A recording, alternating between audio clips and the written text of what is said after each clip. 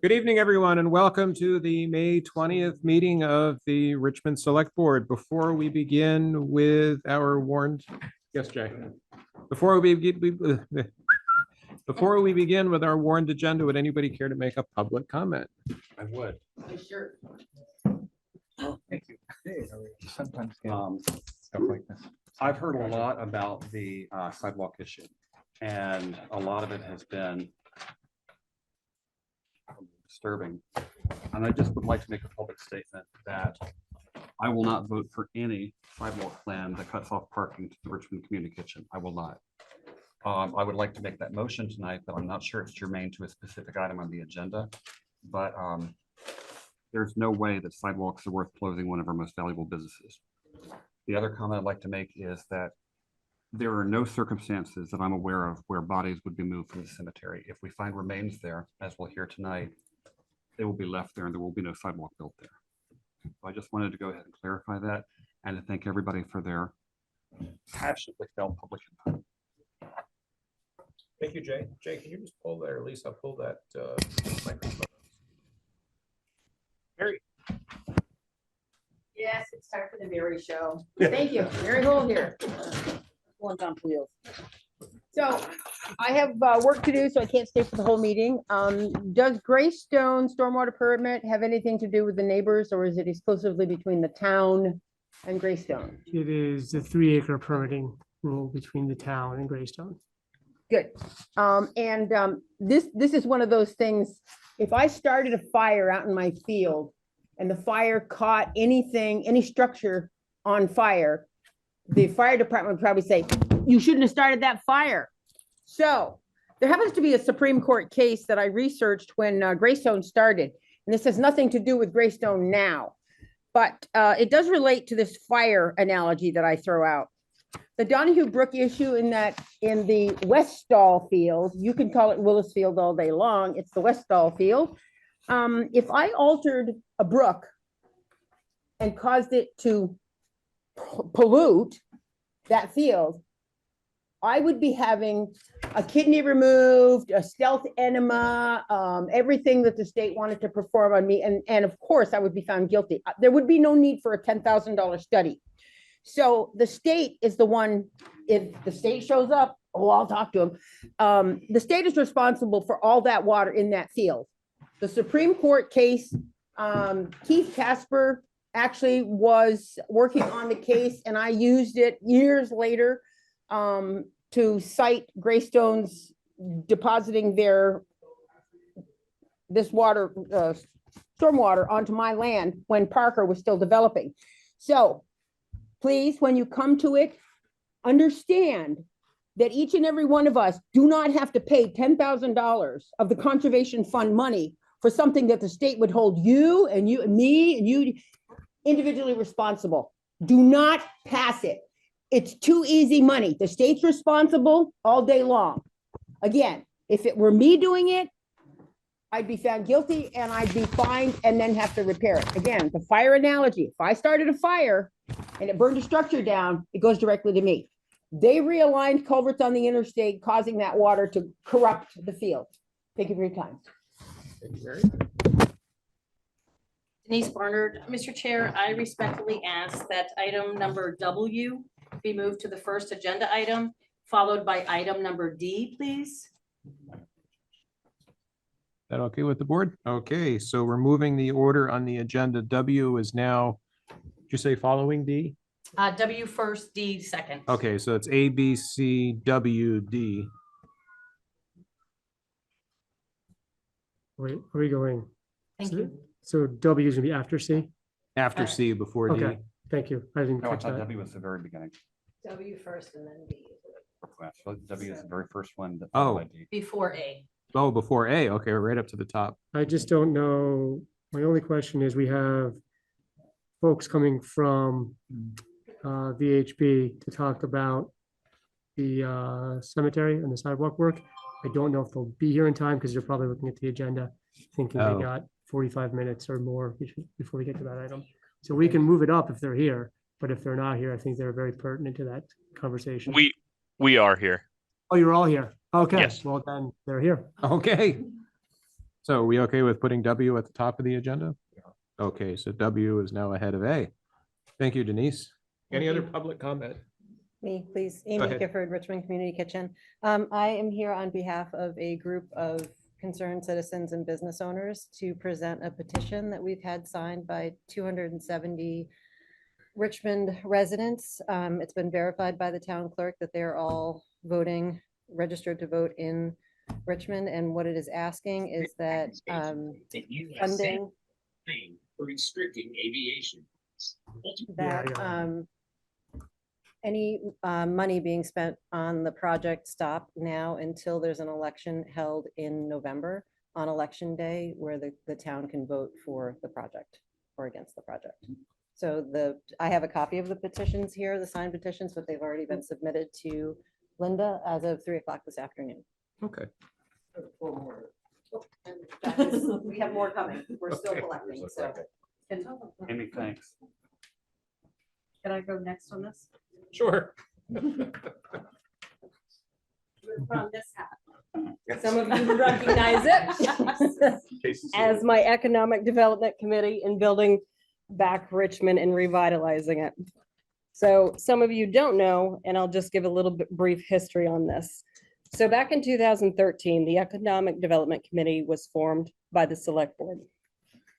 At that time, we had 2 storefronts on the block of Bridge Street that were plywood on the windows and doors for over 10 years. We had a cheese plant that just left with a major water and sewer loss.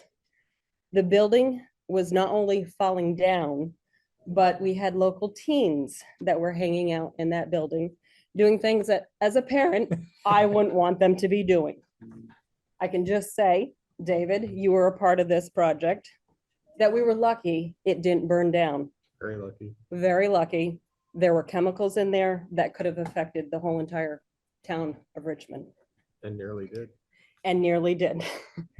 The biggest issue that we found on the Economic Development Committee as a chair was the parking. At that time, we needed 23 parking spaces on Bridge Street to have a restaurant. There was not even 23 parking spaces there. So we went forward, asked for some waivers for zoning. They agreed, and we opened that space up. With that being said, Hatchet, the Blue Spruce, and Sweet Simone's would not exist had we not done that. Sweet Simone's was one of our lucky people that came to Richmond that opened up that boarded building. The town was looking into purchasing a house behind the Northfield Savings Bank, which is now back there, a home residency as actual parking. And one of the people on the Economic Development Committee identified that the town actually owns some property behind the dentist that was a mud puddle, a big mud puddle. You couldn't park there. It just caught water. And we said, all right, well, let's research this and look into it. And everyone kept saying, oh, it abuts the railroad. There's never going to be allowed to be next to the railroad. Well, by gosh, we got it done. We knew the railroad. They worked with us great. And within 8 months from the time that we went to the town meeting to vote on it, because we did ask for all the town people to vote on it, because it was a money item, that it was a large majority wanted the businesses to succeed in downtown Richmond. And as I said, 2 businesses opened, and then we gained more parking for that business district. When I was approached about this and I was told parking spaces were going to be actually eliminated, I want us to all see the big picture. It's not just one individual business. It's a community that we revitalized. We have 4 parking spaces at Northfield Savings Bank that will be disrupted and removed. We have 4 parking spaces at the community kitchen. And we have 2 handicap parking spaces at the library that people use each and every day. So 10 parking spaces if this sidewalk goes through. The benefits, I will say, as an economically for businesses in Richmond, they're not a burden to our schools. They don't bring children into the school system. They very rarely call the fire department or the police department. Yet we pay about 1.5 times the taxes than residential homeowners do.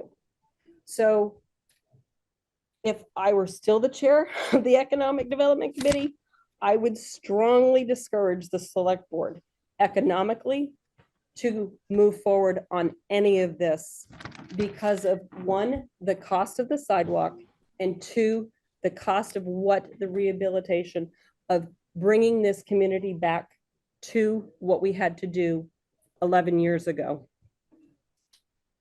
Less tax revenue, and I don't think we do want to do that because we all work so hard to bring this community together as we have become Richmond, and Richmond's not just another town, it's where so many people want to live now because of it. And if you see boarded up buildings, it's not a pleasant welcome sign saying, oh, it's a great place to live. So that I would say, I want to hang this hat up, just like the gold shovel that we did, and that's in the town center for when we revitalized downtown Richmond in 2013. Thank you. Thank you, Heidi. Well done.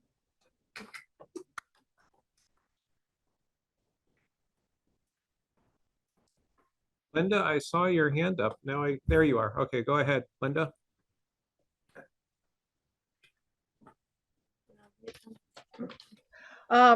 Since we're talking about the sidewalk project right now, the 5 people on the cemetery board of commissioners are totally against it. We have done research, and it seems that back in the day, that was the actual town cemetery here on Bridge Street. Bodies of people, our forefathers, were buried on the outskirts of what is actually the cemetery now. Anybody that was going through town, down the river, or in the trains, wherever, if they died and they were poor, they were put there. That's even regular citizens. If they didn't have the money to have a tombstone and all that, they were buried on the outskirts of that cemetery. And we believe that they are still there. At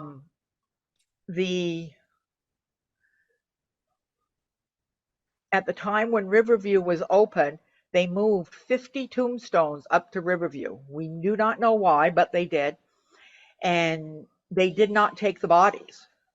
And after we put in the fence, you will see that there are 3 stones outside the fence towards the back of the library, because those were placed outside the parameters.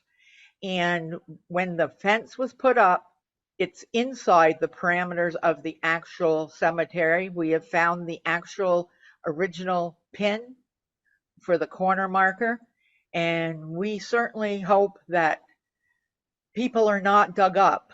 I know that you're going to look for burial vaults and all that, but back in the day that those people were buried, they most likely were just placed in a blanket and they were buried in there. If they were lucky enough to have a little money, they were put in a pine box. There has been excavation over in that area where a casket was attacked.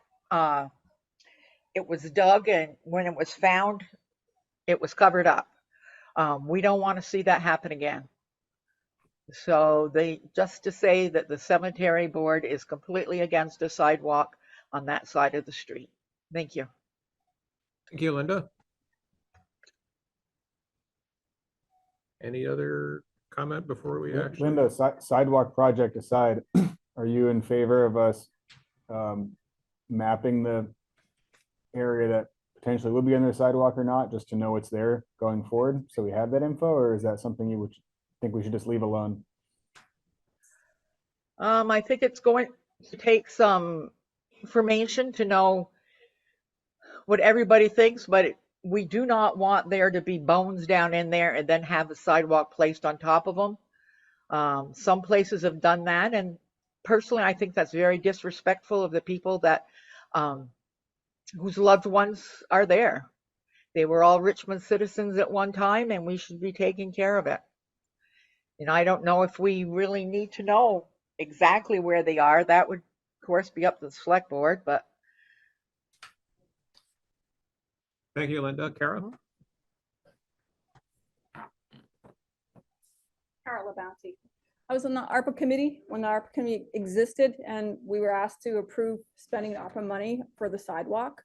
It was my understanding that it was going to be, and I apologize, I don't know the terminology, if it was radar, sonar, whatever kind of electronic new technology was going to be used to confirm if there was anything in the ground or not, is what was explained to us. I do not support any kind of burrowing into the ground or any kind of testing into the ground or any archaeological studies into the ground. I don't think that's what we really should be doing, what we should be considering. And I do oppose the sidewalk along that side of the road. I have major concerns with, are we gonna have to remove the telephone poles up in front of the bank? Are we gonna have to do it? There's a lot more work than just what was originally drafted in the proposed design. I do not support losing the handicap parking here at the library, and I do not support, and I believe that even the Richmond Community Kitchen might have a handicap parking space as well as the bank does. So there's 4 handicap parking spaces of those 10 spaces. And if this is for accessibility and you have a problem with people having to cross the street who are potentially in a wheelchair or something like that, you're removing handicap parking spaces. That's worse. Thank you, Kara. Bard? So David, I know this is awkward for people, but this sidewalk idea, I do not believe originated within the select board. There were proponents and supporters from outside the select board. And I know it's challenging given what people have just said, but are there any people who proposed or supported the sidewalk who would add anything to the conversation today? Jay? I'll simply give a little bit of history to add on to what Kara talked about. The ARPA committee did a series of meetings. Some of you may have been at them. She can't hear me, I'm sorry. You can't hear me? Okay, I apologize. I'm not feeling very energetic today. Yeah, it's just gonna. Okay, thanks, Brent.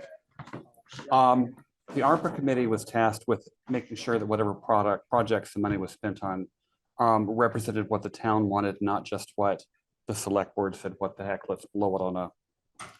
And pedestrian and bicycle safety improvements, and this is all on the ARPA page on the town website. All the suggestions are there. There was a lot of pedestrian and bicycle safety requests. It was in the top 5, along with a lot of recreation stuff. And we discussed this at town meeting, not the most recent time of the year before, heard from quite a number of people who talked about how they don't feel safe walking downtown at night because drivers don't look where they're going. And we just saw in Front Porch Forum yesterday about somebody almost being run down in broad daylight. Now, a sidewalk wouldn't stop people from driving recklessly, but that's just a comment. There's a lot of dangerous driving going on. And people stood up at the town meeting and talked about how they don't like the fact that if they want to, let's just say, go from the corner where Cumberland Farms is to the town center, they're having to cross the road multiple times just to stay on sidewalk. And when you get to the market, there is no option because there's no sidewalk on the other side, and they don't feel safe using that sort of faux sidewalk that's just striped. That doesn't mean to say that we have to do sidewalk. That was a proposal. We discussed it, but there seems to be adequate opinion that at the very least we should think twice or 3 times. The fact remains, though, that we do need to make our downtown safer by whatever means we can do. I've heard from people that they'd like to see the stripes for the crosswalks painted much more often. I do have a good piece of news on that. We're switching to a different kind of paint, which will, this will be the first time we're using it, which will last much longer, but we're also going to try to prioritize getting them repainted when they do start to fade. This kind of goes along with the fog lines that we've had added to some roads to try to slow speeds and make the road safer. More lighting downtown has been proposed. You know, there are street lights. One of the reasons people don't like walking certain places is because it's dark. There's not adequate lighting. And so the drivers may not be able to see you. So the point I'm trying to make, and not give the whole 5-year history of this, is there's a real interest from a lot of people who are mobility impaired, elderly, or have very young ones in making our downtown safer. It doesn't have to be sidewalks, but something should be done. Thanks, Jay. Jean? So I just wanted to say that I spoke with, oops, hold on a second. I got two things going on here. I wanted to say I talked to one of the women today that actually signed the petition, and she was one of the people that was in favor of the sidewalks initially and actually had requested that we put sidewalks in. But she told me today that she didn't realize the impact it would have on the businesses when she thought it was a good idea. And so she signed the petition today and said she didn't feel comfortable disrupting the businesses. And I think we all need to really think about that. We don't want to disrupt the businesses that are there now. Okay, thank you, Jean. Yeah. So on the, go ahead. Okay, go ahead, Jack. Jack, I may be one of the few that has gone through the whole plan. And it's amazing. Reducing the road. And the word, I wanted to count how many times they used multimodal transportation. And I got to believe they were talking about bikes on the driveway, on the sidewalk. And I can't believe that. But there's so many things in here that to me don't make any sense. And I have yet to find anybody that I talk to that's in favor of it. Rescue squad, fire department, and town road. I talked to the town road. I got 3 other signatures today. So that's on that subject. And the other subject was Mary Hools, and I agree with her 100%. If I were Chucky Fire, I'd have a lawsuit at somebody or other in no time. That's productive land that they flooded. And if I did that to somebody, I would expect they would sue me. And it's just absurd. Justin Willis, who grew up on the Willis farm, remembers at the brook, every spring, there were brook trouts in it. Yep. Not there now. Somebody should, it shouldn't take this much to fix it. End of comments. Thank you. Thank you, Jack. On our agenda tonight is consideration of holding a special select board meeting on June 10th, 2024 to discuss the Bridge Street Sidewalk Project. So this was on the agenda tonight to put this in front of everybody to let you know that we were considering holding a special meeting on June 10th to discuss this very issue. But it sounds like people want to discuss it tonight. So we're discussing it now. Just a point of order, David. So if you read the agenda, you might assume that it was not going to be discussed tonight, that it was Correct. going to be discussed on June 10th. And as a procedural matter, it seems to me for the citizens who are not here tonight, that you might want to properly warn it in advance so they know the discussion is going to occur. I would agree. So the board has several options tonight. We can not make any decision until after this meeting when we have an opportunity to hear from people. And it's not a black and white issue, should we build the sidewalk or not? I understand there are a number of different proposals and means to make that happen.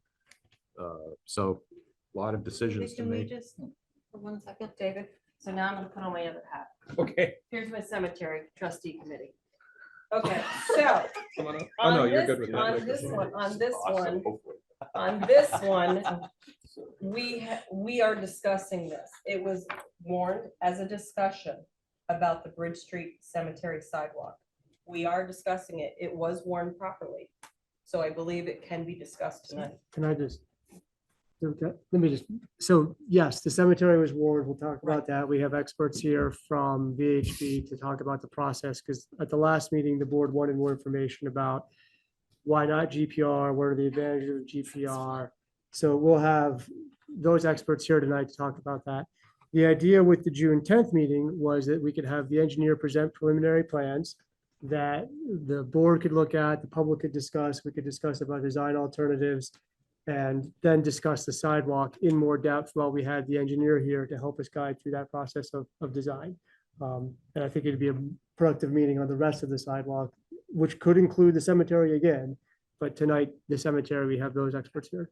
I just want to clarify that I don't know how many of you have seen the language in the petition, but we have enough, we were required to gather 167, I believe, 167 verified signatures, and we have 270 in order to force a vote on November 10th. So what this says is that the town no longer approves any money being spent on the project until there has been a vote on November 10th. My understanding is that is now to be held because it's been submitted and officially followed. So that should inform the process moving forward, because the preliminary design no longer matters right now. Well, Their attorney's shaking their head over here now. so I got so my question, we do have, which maybe you could comment or not, but like, I understand that the petition can force the calling of a special meeting, which will force a question, but I don't know. I'll let Attorney Rue respond. So I'm not going to provide a legal opinion on the validity of the petition right now. David, Because before I you haven't- I'm continue, David can- Rue. I'm Thank town you. attorney from Stitzel, Page and Fletcher, one of the town's attorneys. In general, with petitions, there are a couple of requirements. You have to have 5% of the voters, and the question has to be lawful and within the ability of the voters to decide. So for example, laying out a town highway, if there was a petition submitted to lay out a town highway, that would not be a lawful petition because laying out the highway is solely within the select board's discretion. Now, you can submit a petition to challenge the decision to lay out a highway, but the initial decision cannot be petitioned. I do not know, because I haven't seen the language of this petition, whether it raises a valid legal question. But usually, when it comes to municipal decisions on transportation, they are vested with the select board in the first instance, such that often those petitions are not valid.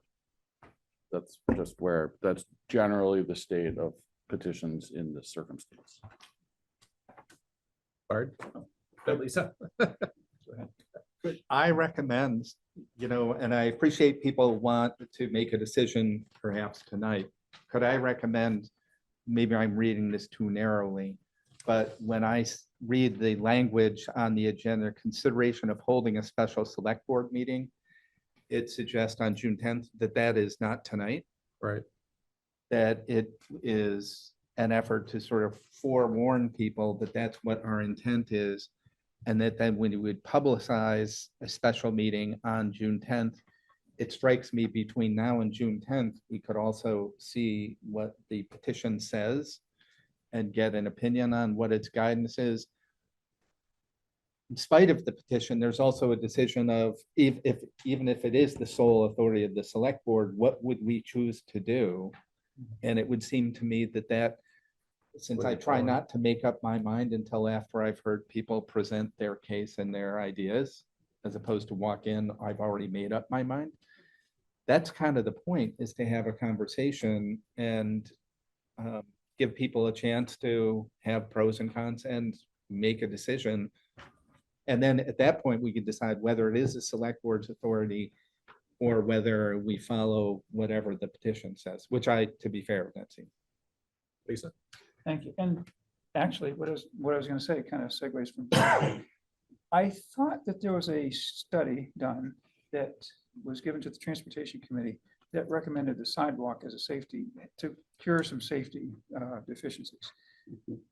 I'd like to know what those are and how we would solve those deficiencies. Probably still continue with or without a sidewalk. So, or without a sidewalk. So, how else would we solve them? What are they? Are they still valid? There's some dialogue. I'd like to hear about that. So, to Mark's point. I gave a very bad example just now.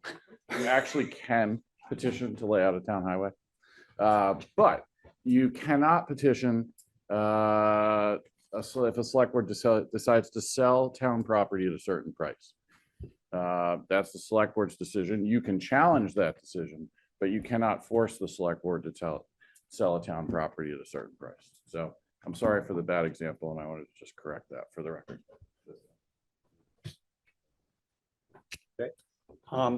I'd like to, continuing kind of on from what I said during the public comment, Lisa just raised a cogent question about if not a sidewalk, then what? We do have what I would consider major safety deficiencies in our downtown and along many other roads. And so in addition to talking about the possible sidewalks, I would like to see this potential meeting next week look at other options, including, as I mentioned earlier, lighting improvements. And many people have asked about the flashing crosswalks. Could we have more of those? Because at the end of the day, it's about safety for me and not about leaving my mark on town by building sidewalks. I just want people of all ages to feel safe. So if we could discuss those options at the meeting next week, I would like that. You mean June 10th? June 10th. June 10th. And I mean, Sorry, it's a blur. so we can, I'd have to check in with the Transportation Committee to see what they'd be ready to present at a meeting in 3 weeks. I know that in talking with our engineer on the project, she will be ready to discuss plans for the sidewalk specifically as far as alternatives that don't fall into that scope. I don't know what I can promise for June 10th, but we Okay. can ask and see what there might be. Kara? That's for the citizens in your community that have asked you to stop spending money on this project until your June 10th meeting, if that's so, when it's going to be warned for.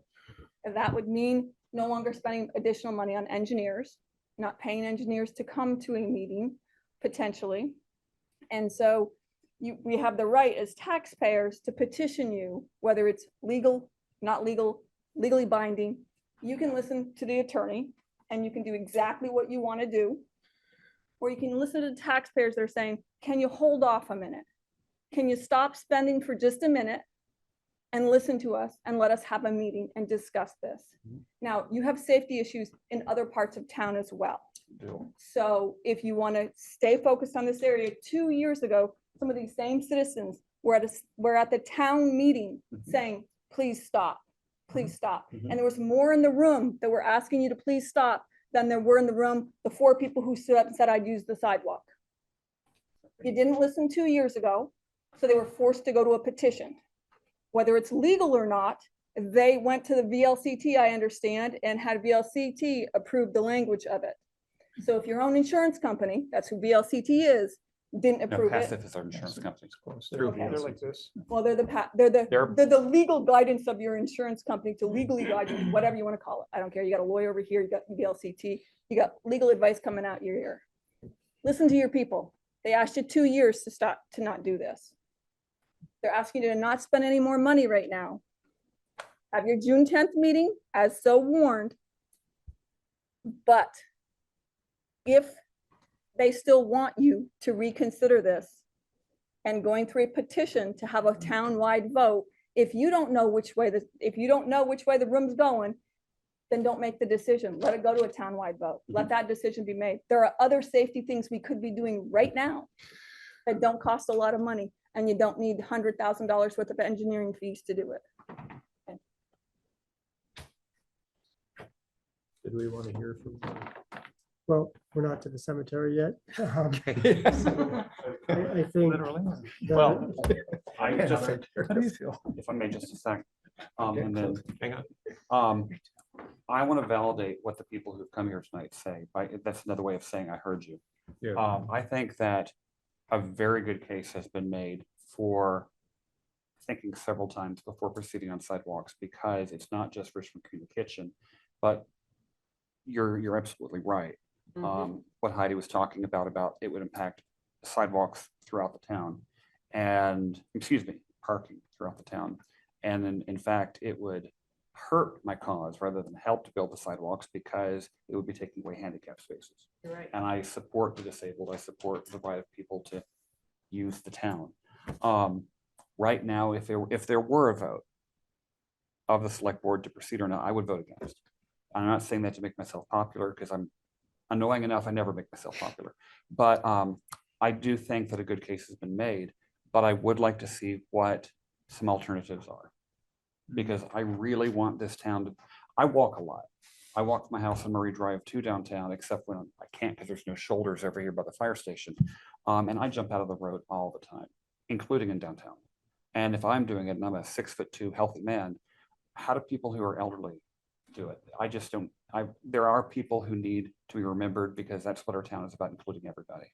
But I'm beginning to think, no, the sidewalk is just, there's a phrase, solution in search of a problem. Mhm. I think that's what we're looking at.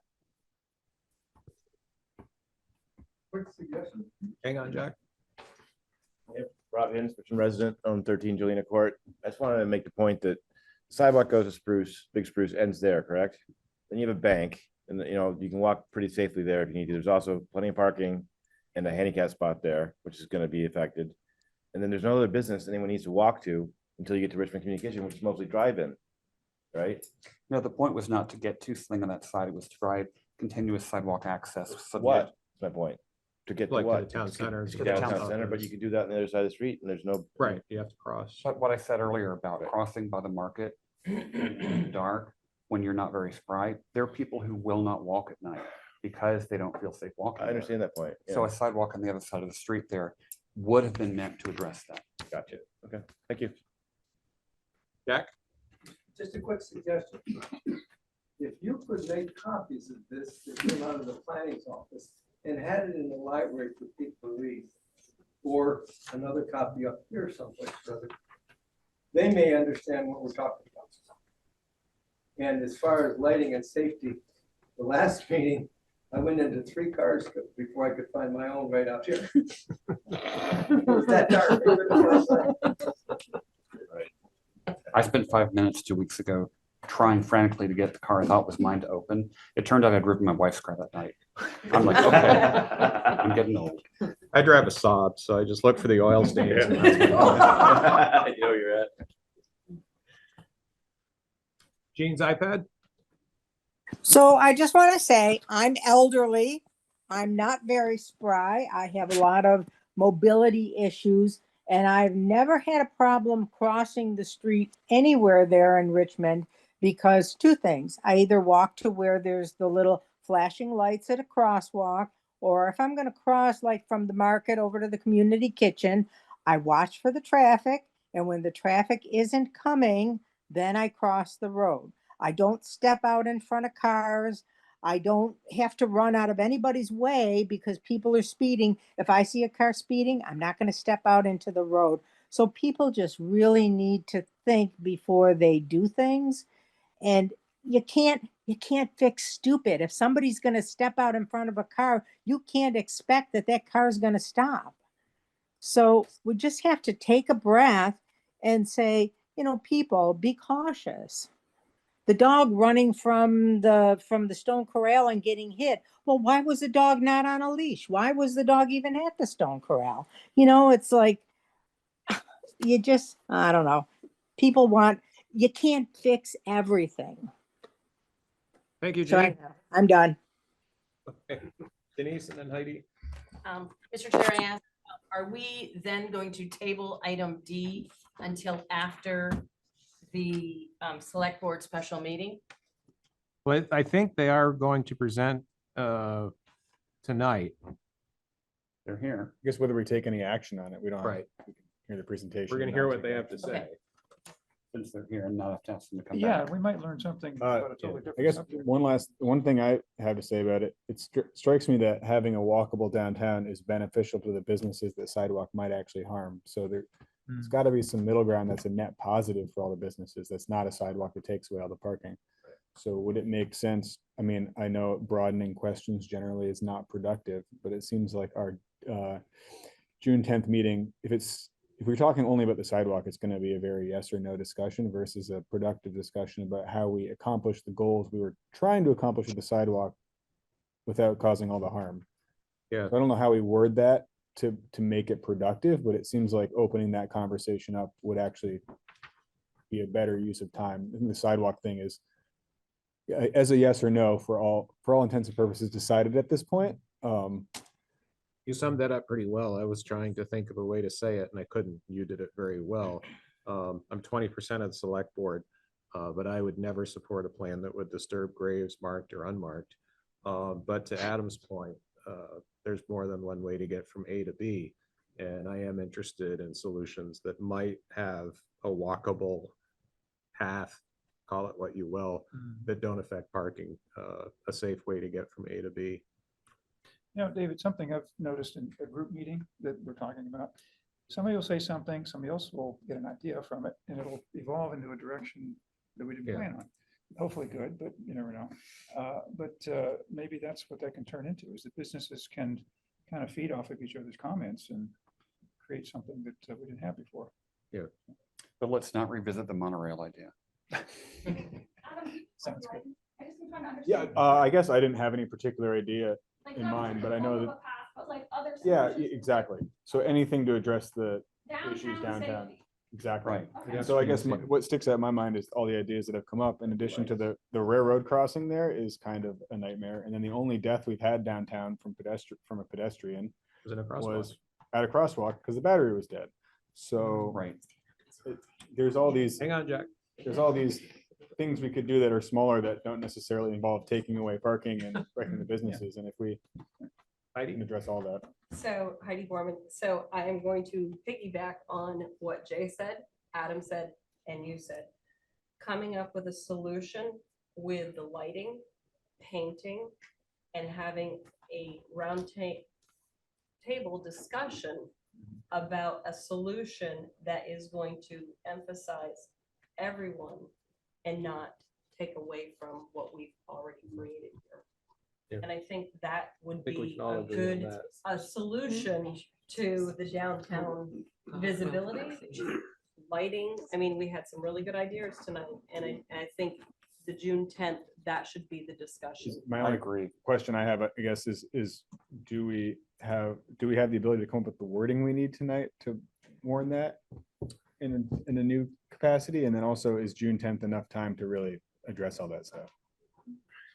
So a couple things. You don't need that much time to warn a special meeting of the select board. You could talk about it on June 3rd, come up with the exact wording and sort of the exact scope of it at that point. If you want to go sort of beyond the sidewalk into other ideas, I would certainly want to have folks from the Transportation Commission present and see if they're available on June 10th. I think that they are, but they also want to be ready for that conversation too. If it's a brainstorming session, that they're sort of receiving feedback, because I imagine that if there's a new idea, they would be the committee that would then go sort of figure out the details on that and come back to the board to present that. And then I guess I'm looking for some direction from the board of, do we want to have the engineer for the sidewalk present to look at the plans? Because there could still be some options to move the sidewalk around spots or other alternatives that maybe they could come back with a design that's more amenable to or more acceptable to the community. If not, that's fine, but they might have some ideas that they could share that could help with some alternatives. Mr. Chairman, it occurs to me that if the petition is legal, and I didn't quite get whether this is okay or not, but because you don't want to do a knee-jerk legal opinion. Knee-jerk legal opinions are worth the paper they're written on. If we cannot spend money, if it's lawful to say we can't spend money, then we don't want to pay the engineer to come and, I mean, that's billable time. Well, yeah, anything that, and still she would have 3 weeks to kind of prepare for that, finalize designs. So I guess Dave can correct me if I'm wrong here, but I don't know if that's legally binding, that a petition can stop payments on a contract that we have with engineers. But even if it's not, if it's the will of the board to say, nope, we're stopping right now, then we can stop right now. The downside of that is we don't get any more feedback from the engineers on potential alternatives. Other options, yeah. I guess the intent, I imagine the intent of the petition was to stop the sidewalk project as it sits now with blocking up all the parking. And I don't think follow-up to already meeting with the engineer and suggesting other designs that were then shot down by both the Transportation Committee and. Correct. Gotcha, So right. we've already done part of that process and they've already said no. So yes, it's to stop as They it did come up exists. with alternatives then. They didn't just So sit there back. is it, I imagine it wasn't the intent to direct the engineer specifically to come up with alternatives. If they get that direction, Well, for what it's worth, Adam and everybody, I'm sitting here doing my Googling thing. There's approximately an infinite number of websites about safe downtowns and making things walkable. Unfortunately, one of the options they always stress is sidewalks or protected pedestrian paths, and we don't have room for that. That's been adequately proven tonight. But there are lots of other ideas. And so if we're going to have a brainstorming session on June 10th about alternatives, I would recommend to everybody, but this is going to sound like a joke, but it's not. Brainstorming consists of not judging ideas, getting the ideas out there, and then once they're out there, then evaluating them. So that would be my recommendation to everybody. Look at the websites that are out there. No idea too crazy. I mean, I say a monorail, okay, a monorail is an idea, it's too crazy. But if we want to have the most productive meeting on June 10th we can, we really need a lot of input.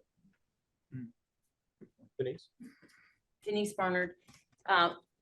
We're a small group on Thursday night just to come together and brainstorm. There were business owners there to support these two. What can we do to keep their business open? There were townspeople there. There were neighbors there. It was a small group and dedicated to helping one another as we did and what businesses do downtown. And I think maybe I suggested that we bring it to the petition, I mean, not a petition, but to bring it to a vote in November, because our last general election, which is 2020, we had 3,477 registered voters. We had 2,966 people that voted that day. We had 85% of Richmond residents. Richmond residents are the ones that pay the taxes. They know what they can afford and what they can't afford. That was percent of registered voters, not Richmond residents. I'm sorry, percent of registered voters. I'm We sorry. have 4,400 residents. Yeah, I was gonna say those numbers are. pretty No, high. this was from 2020, babe. 2020 was, we had 3,477, I believe, That sounds registered high. voters. But that's still not 85% of 4,400. Right, 2966 voted. I'm sorry, I'm quick off the website. Math so- is hard. Math is hard, but anyway, I'm just saying that give the residents of Richmond time to check their budgets. When they get their tax bills July 15th, I think they're in for a huge surprise. Thanks, Denise. Bard? That's probably true. I don't think having seen a lot of town budgets, and I know people feel strongly about 100,000 or whatever the sidewalk will cost. This in and of itself is not driving what people's property taxes are. Right. But putting that aside, it is also true that any expense merits review. I think we should proceed with a broader agenda on June 10th. I'm not sure we need to wordsmith it now. I don't This think we group can. didn't wordsmith all this language. Yeah. That's something that typically is done by David and Josh in advance, but a broader scope. Yeah. And to come up with alternatives, if we looked at it with straight face, if we hit a pause button, that arguably the transportation committee and our planning and zoning staff could come and have conversations about what options are viable or not. Yeah. I will also add that one of our roles in the select board is to protect the liability and financial interests of the town. By that, I mean the public entity of the town itself, not the private businesses or individual taxpayers or residents. So one of the cautions is if one were to propose approaches to sidewalks, driveway, parking that don't adhere to transportation standards, and there is an accident or, God forbid, a fatality, that exposes the town, which is all of us, to something that potentially makes $100,000 seem laughable. So that's just a caution about what is possible other than leaving things alone. As I understand it, it's sort of comparable to building codes. If you don't break it, you don't buy it. But as soon as you start modifying it, you own the repercussions of that as the town. So that's just something I'm aware of as a select board, which is not individual resident, not the budget, not the business, but are avoiding doing things that might represent a future potential liability for the town. Karen? And if you've been pointed out that something's not safe and you do nothing about it, you still have liability there. So it's it goes either way, whichever direction you want to look at it. The question that I have is, can we also include the parking lot here with the lighting issue in that discussion? Because I do agree, going out to your car here is, I mean, you could trip just in a pothole in the parking lot because it's dark and you can't see where you're walking. I have to turn a little flashlight on the phone, and we shouldn't have to do that in our town center parking lot. Is this considered part of the village that you'll be discussing? Just to go out. Thank you. Denise? And just one other thing, I had asked Connie for some numbers, and I believe she went to Josh where it was okay. And she said that the select board had already committed a total of $304,002 for project management and construction for the upper Bridge Street. And then for lower Bridge Street, the select board has approved some grant funding and ARPA funding, but to the tune of $64,000, which $19,835 has already been paid out. The 100,000 wasn't even close. Well, I think that's, Engineering, I was saying. that's not just this sidewalk, that's, so, Some of it's for upper, some of it's for lower. because we put all new sidewalks in on Lower Bridge Street, and that's also the new sidewalk on the. No, other no, side. no, lower on this side. This is the new sidewalk. The new, just the new, not what's been done. Okay. 64,000 was only 20% of, because the 80% was matching grant for the lower section here. So there's another 80% that, did you get approved for that grant by this, that you applied for the lower section? Was that Yes. approved? Thought we did, yeah. Okay, so the true value is including the 80% that is going to be paid by somebody else as well. So, I don't know about everyone else, but I don't have any new ideas about what we're going to do with the sidewalk anymore. Right now. I don't know if But anyone else for- does. But I think that we can have Josh or someone put together a proper motion for us to make at should be the June 3rd meeting. Right, for the special. June 10th meeting. And a meeting that, I guess, a motion that reflects that. I don't know, I've been like jotting down wording and I'm not very good at wording. I'm barely okay. at You're better math. than I am, Adam. Better, yeah, barely okay at math and fractions. So, but something that takes into account the fact that we are trying to increase pedestrian safety downtown, but we're also trying to do it to ultimately increase the vitality of the downtown. Because the best thing we can do to increase pedestrian safety would make the town so unwalkable that no one walked here. And then no one will get hurt. And so that obviously is not the goal. So I think the real goal would be to, I don't know, what I have jotted down is a roundtable discussion to evaluate the downtown, evaluate downtown vitality through pedestrian safety. And so if we can accomplish all those goals, that benefits everyone. I don't know, but if we work up something so that's clear and we're not just doing the sidewalk. Okay. Are we ready to move on? No, because I want to know, are we stopping all payments right now? Are we inviting the engineer to the June 10th meeting and still paying for that next few weeks? Like, what's my direction? I need a motion. Can we decide that at the June? No, because if the engineer is gonna present at June 10th, she has work that she's gonna be doing over the next couple of weeks. And if you don't want her there, then tell me now Josh, and we'll stop. is any work that's still being contemplated that may be authorized at the moment going to produce anything that will be helpful at our June 10th meeting? I guess it depends on what you think is helpful. Because what the plan was to have preliminary designs that the engineer could present to say, this is the way, based on feedback that we've gotten so far, that we could see the sidewalk being laid out. And then discuss, well, what alternatives are there? There could be some alternatives that then she could take direction from the public and from the board to come back with, okay, based on what we heard, is this a better layout? If the decision, so if you're interested in seeing alternatives for how a sidewalk could work that maybe that might be acceptable, then I say hire the engineer. If the answer is, we don't even want to consider a sidewalk, we don't want to look at alternatives, then we could stop it now, and then we don't have any feedback from the engineer at that meeting, and it blue skies it. I would pick that one. I mean, at this point, we're not building a sidewalk, at least as we know it. Right. Is what I hear. So let's stop that work. We may, in somewhere in the future, find that there are features of sidewalk-like designs, I don't know, lower curbs or higher curbs, something that are attractive or helpful. Then we fund them at that point. I don't think they're going to, given the set of specifications that they're working with, I don't think they're going to spend money and develop anything outside of really what we're expecting them to do. So, and agree with what we're that. expecting them to do is a sidewalk. So, Well, I mean, That I should guess help. just one thing to throw out there is there could be a plan to go like cut around the handicap spots in front of the library. It would preserve the yeah, handicap. I mean, that still spots. requires a sidewalk. to Like, be needed so, there, so. Anyway, just to throw that out as an Yeah, example I of understand. creative ideas that could happen. There was alternative plans drawn that weren't brought to our attention. We got secondhand. So there actually are alternative plans that were negged by the transportation board, I believe. They were never shown to us. I don't know if they even be able to see them, but we luckily got to see them somehow.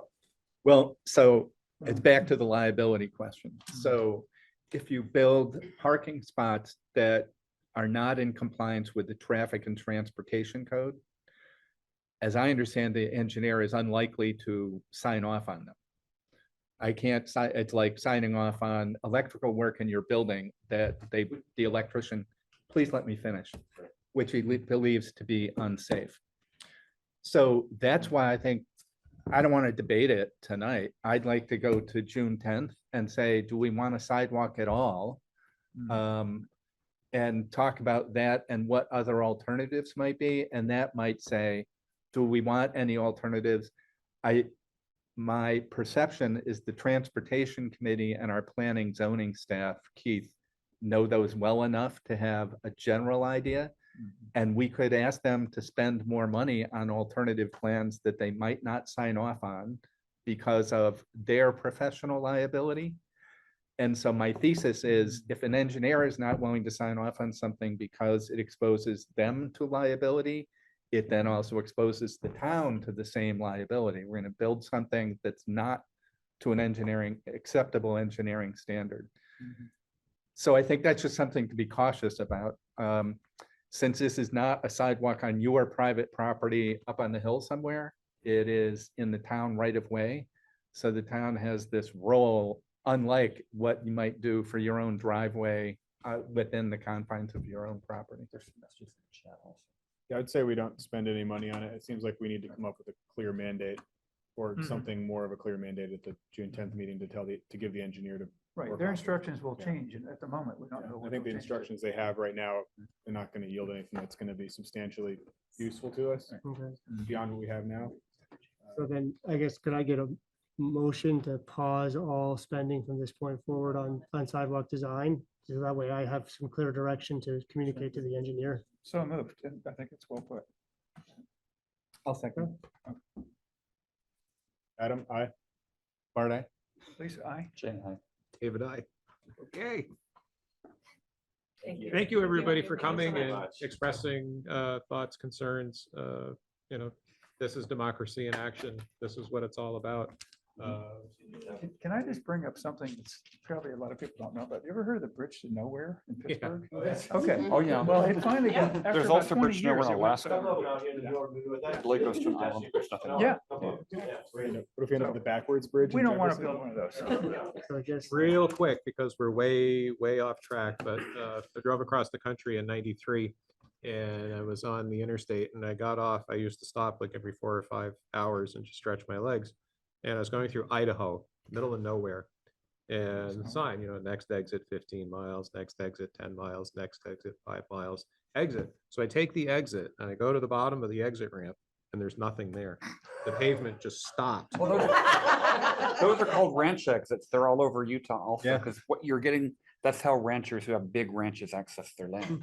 So I'm looking around, I'm like, you know, literally no pavement. So I bumpity, bump, get on the on-ramp and get back on the interstate. And I got home, I'm like, you wouldn't believe this. The interstate standard state, you have to have an exit every so many miles.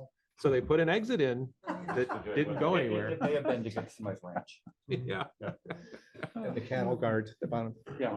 'Cause in Utah, there's one place where there's no exit for 80 miles. So And the two we're that are either end are way ranch behind exits. time. Way behind. Do we want to go on to D? I mean, if we're pausing the I sidewalk. think we should. Okay. But now we're billable hours of not, I mean, they've been sitting here, well, not David's bill, we haven't gotten to his agenda item yet. But with the VHB folks here, That was kind of the intent of my question earlier for Linda is, Yeah. do we want to, I guess, we don't want to spend money we don't need to spend, but does strike me, we might want to map that and just know Yeah. what it is for history's sake, not for sidewalk's sake. I was, What Right. I heard is people were interested in what are the options to find out what's there? Yeah. Because we might want to know what's there regardless Yeah. of the sidewalk. I mean, it's part of informing our future planning. If we had a map that said where graves actually are, that might be of use to our And come in handy on successors. Halloween. yes, exactly. We don't need to use it for a sidewalk for it to be useful information. Let's hear from that, I guess. Well, I mean, so the, all right. Spending, it's gonna cost you. I don't know. Well, I Over mean, $3,000. there's also there's a grant that was gonna pay for part of that, but if we're not doing the sidewalk project, I don't know if the grant's gonna help pay for part of the But they're here, archaeology so let's study. hear what they have Does to Well, this the- conversation cost us anything? I think is the question. I think it's probably a billable hour that they're gonna bill, well, the, Maybe they'll do it gratis. You're already paying for it.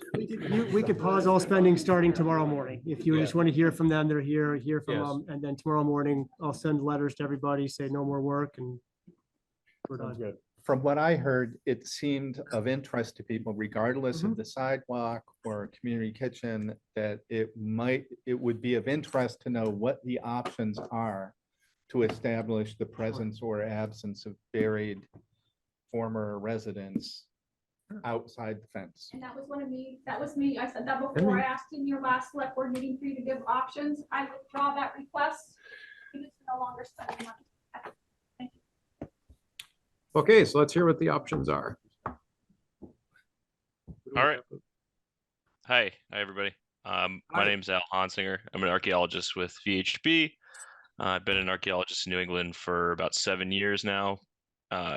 Professionally, I have not come to convince you one way or the other of methodologies. I know that there was concern brought up regarding UVM's methodology, and you folks wanted to hear more about the application of ground penetrating radar. And I'd like to send a big thanks to Steve Grant from Hager and Richter, who agreed to come to this meeting with less than a week's notice. So big thanks, Steve.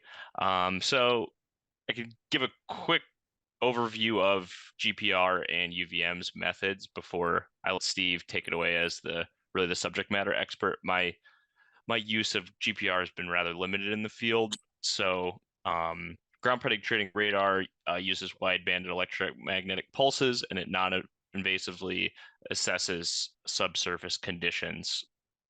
So you can kind of imagine it like a flashlight. So it enters the ground as an expanding wavefront, and it this is referred to as a cone of penetration. It expands out, and as it the farther it gets away from the satellite, it penetrates deeper into the ground, and it can kind of lose resolution. So what you're really detecting is contrasting chemical and electrical properties in the soil.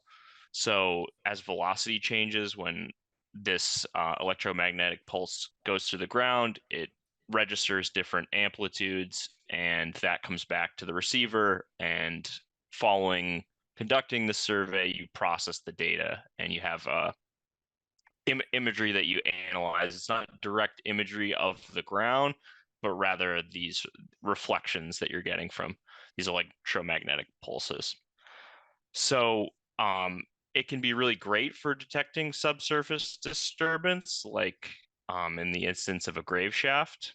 So when you have a certain area in the soil where it has been a stratigraphic break or a break in the soil layer, you'll pick up an anomaly, but it's not going to give you, as I understand, and Steve might correct me, as he's done this sort of work in cemeteries prior, that it's not going to give you a definitive signal that this is a burial. From my vantage, and I've employed methods similar to UVM in the field, the only real unequivocal way to identify a burial is through stripping of the topsoil, and you can clearly see the negative impression from the backfilling of a grave shaft. So even if early residents have have long of the town have long decomposed. In addition to their casket, you'd still have this clear signature. So I think with that, I can hand it over to Steve. I'll just say that I don't really think this is like a one or the other. You folks can certainly employ GPR, and it can give you an idea of whether there's potential for burials. And as I understand in UVM's proposal, there is also background research proposed in addition to some of these subsurface methods. So, you know, their research methods are rigorous. They're going to be able to determine the likelihood whether there's grave shafts. And with that, I guess I'll just take it over to Steve, and he can maybe add to the discussion as far as ground penetrating radar and its applicabilities to identifying grave shafts. Hi, I'm Steve Grant. I'm with Hager Richter Geoscience. We're a geophysical firm out of southern New Hampshire. Is it possible for me to show anything on the screen? Do you guys have a screen there, or is that? Yep. Yes. Okay.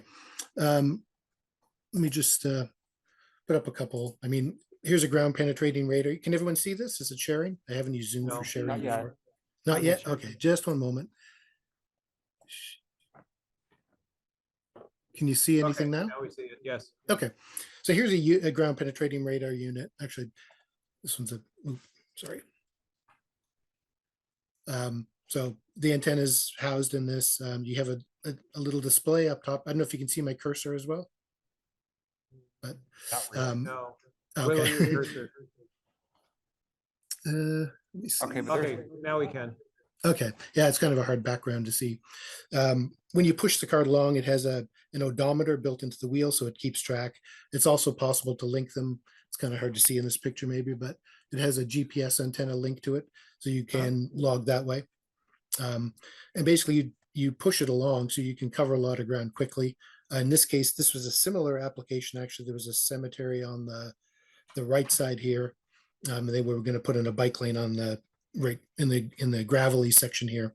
There was concern that there were some burials that may have extended beyond the fence. So we ran a series of lines like a foot apart. This was actually the area. The purple section is where we surveyed next to the road, and this whole area here on the south side of the purple was the cemetery. Just as a little zoom up here, you can see the lines are like we space them very close apart. You want to make sure that you know, you could hit an object that you could get a reflection off. So you want to get it on successive passes to make sure that what you're seeing is one coherent object. We also saw water line. The reflection, this was one of the unmarked burials that we detected.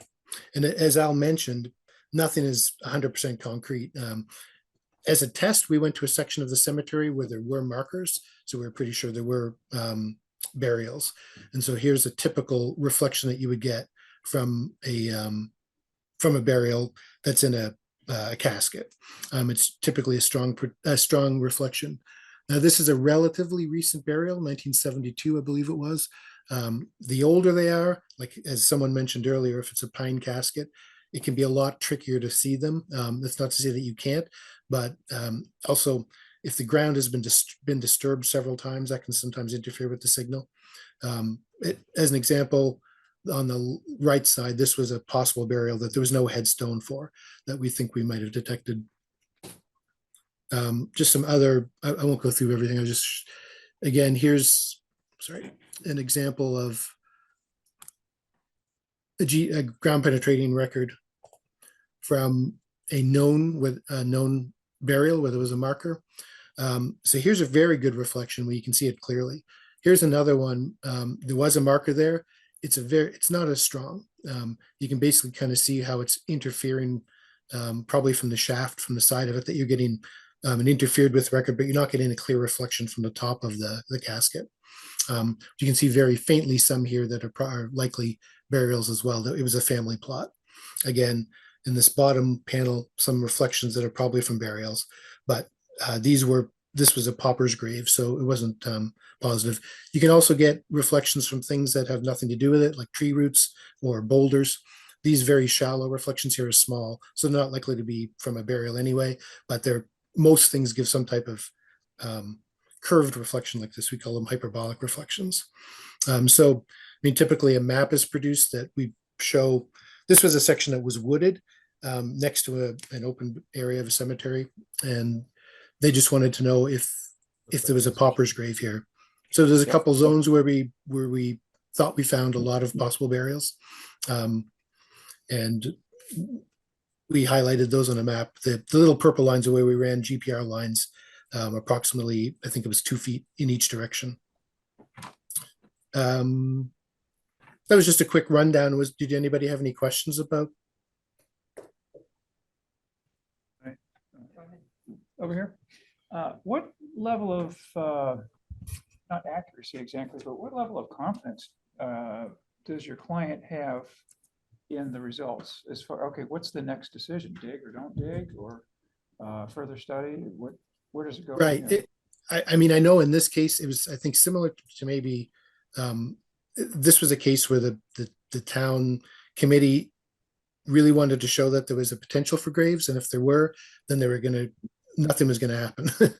So I think there was enough evidence in this case that they decided we're not going to explore further activities down in this area. And this is sort of at the south end of the known cemetery.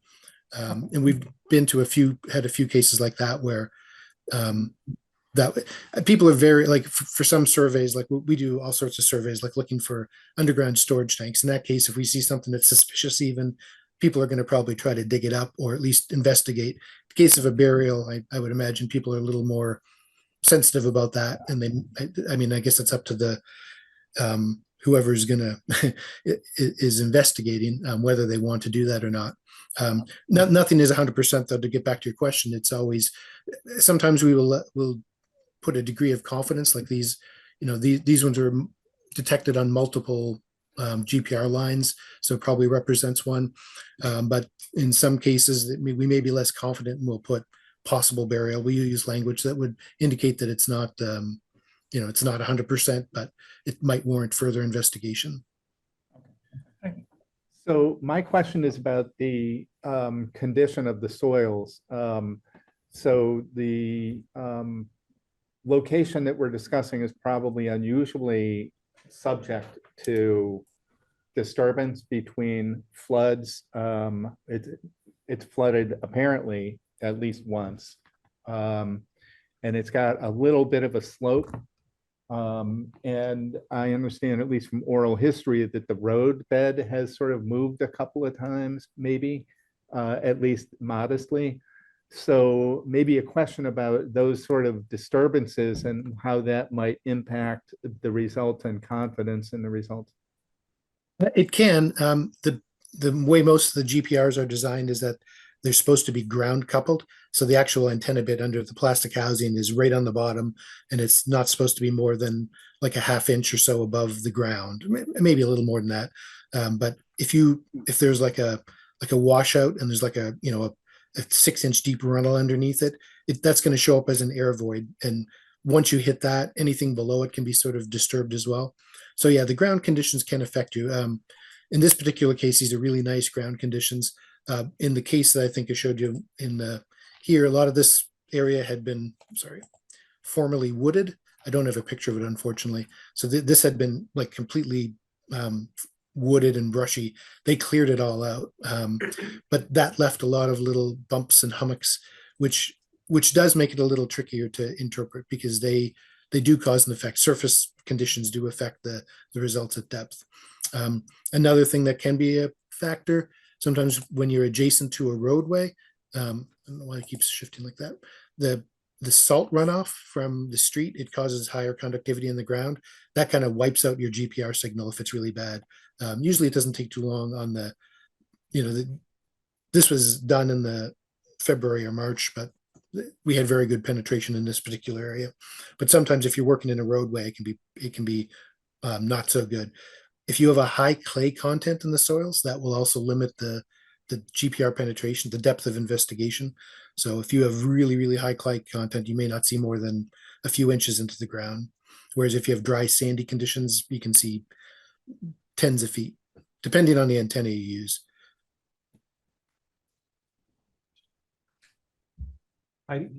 So Heidi, cemetery trustee, question would be, you said 1970s was pretty much the average for burial.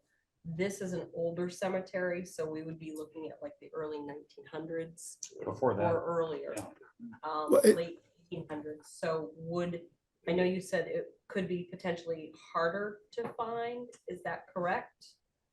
It could be. That was a particular example of 1970. There were many in that cemetery that were older, like in the 20s and older. We have detected them, like, burials that were like 100 or 150 years old. But it does become harder. It just depends too on, as you say, if it's a case where someone was wrapped in a blanket and buried, that could be extremely difficult. Depending on, it could be the case that, the shaft itself is detectable, but over that much time, the waters run through it. So it does make it more difficult. There are some other methods that can be of use. The GPR is probably the most useful, but there is a very shallow electromagnetic method, an EM38, that can also be used in conjunction, and it can sometimes help with the degree of ground conductivity to pinpoint anomalies that possibly could relate. But yes, the older the cemetery, it does make it more difficult. It's something that it's nice to go over areas where you have known burials of various ages and test out the instrument and see what you're getting, and then go from there and see so you have something to compare with when you go to fresh ground. Denise? Did I hear earlier in the presentation that you have to remove the sod and go down so many inches before you begin? No, it goes right over the grass. Right on the sod. Yeah, it makes no disturbance besides, like wheel marks in the dew, but it doesn't. You don't have to remove anything. So you can see the tracks of the wheel. The only thing in the case of that one I was talking about is that they had to. This was wooded, so you can't push it through the trees or really thick vegetation. So they had to, remove all of the brush and trees. But that was just because they wanted to survey. We couldn't survey it otherwise. Mr. Chairman, impressed as I am by technology, I'm not getting the sense here that this technology would be capable of absolutely ruling out bodies from the 1850 era. I just don't. I don't hear anybody saying, "Well, let's chance it." I think, but it might also show that there are. It might show that there are, but the thing is, if it shows that there aren't, we don't for sure know that, right? And we can't dig based on it doesn't look like there are, right? Yeah, but if it says there are, then we can absolutely rule it out. But it's hard to prove the negative is a problem. Karen? I want to thank you for your presentation. I know I didn't really think we needed to go that far, but I really appreciate it because I think a lot of people pictured it as like an X-ray, and you were actually going to see by this radar or whatever. I apologize if I'm using the wrong terminology, but they thought you were going to X-ray the ground and see bones in the ground, and I think that's what really everybody envisioned versus a ripple in the soil that was potentially for the purpose of a burial. So this was very enlightening. And I thank you for your time in doing that.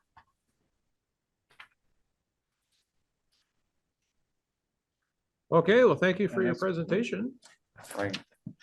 And if you find Jimmy Hoffa, he's in fine. Thanks, Steve.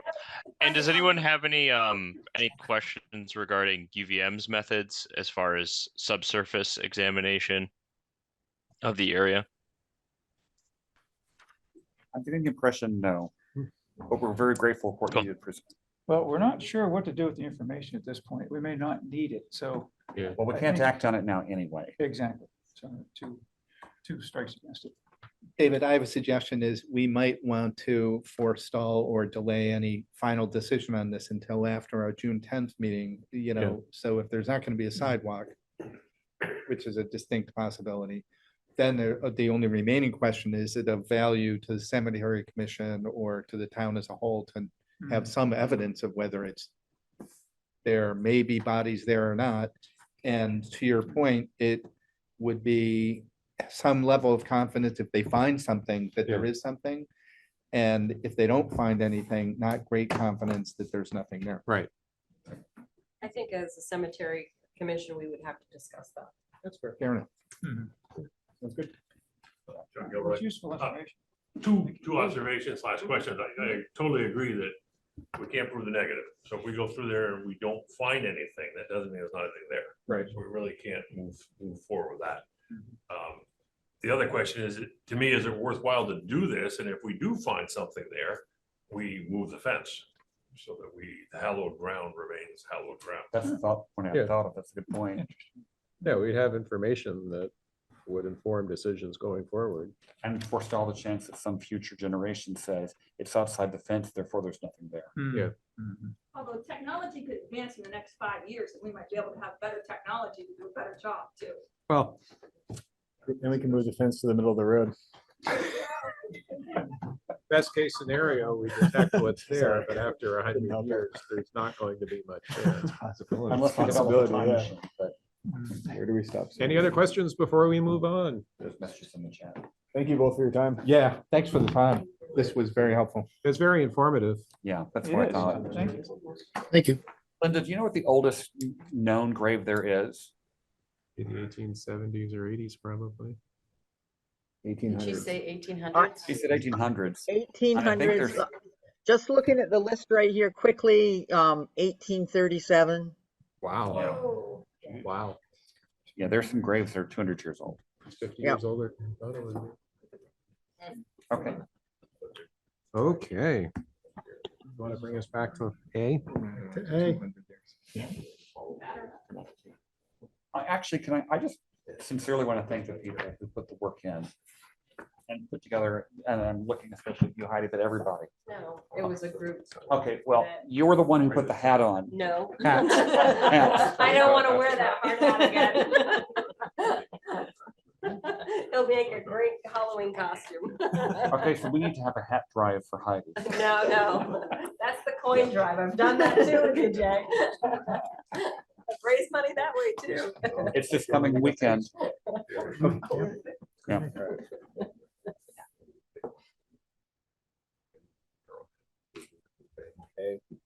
A. Can I ask one last question regarding the petition?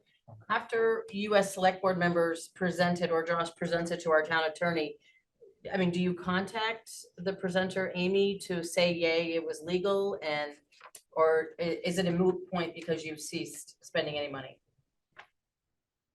I mean, what's the next steps, I guess? My take on it would be legal or not, the point has been made. I think we, personally, I can't speak for everyone else. but once the petition's, I think that's gonna be a follow-up with Attorney Rue or a different attorney about what's petition's been submitted, what's the legal, is it legal, and then what's the legal obligation of the select board to move forward on that.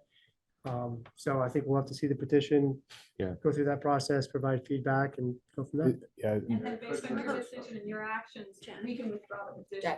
I Anything was you say, sign, is that could be an option so that we're not forced to vote on something we've all decided we don't want to I do. don't, anyway? yeah, I don't know that, and that, right, we need legal advice about how a petition can be withdrawn. Yeah. I think by, It might actually trigger a special town vote, so you have to warn a meeting within a certain period of time. yeah. And with all due respect, sir, we didn't want to cost the taxpayers any more money. That's why we asked it to be done in November. Right, Because also- elections are I also expensive. don't know if it can be Australian ballot or it has to be in person because we haven't adopted public questions as Australian ballot. So it has to be a floor vote. So best intentions, I hear you. But it would have to be a specially warned floor vote meeting. Yeah. I don't think there's any way around the 60-day requirement, even if the petition.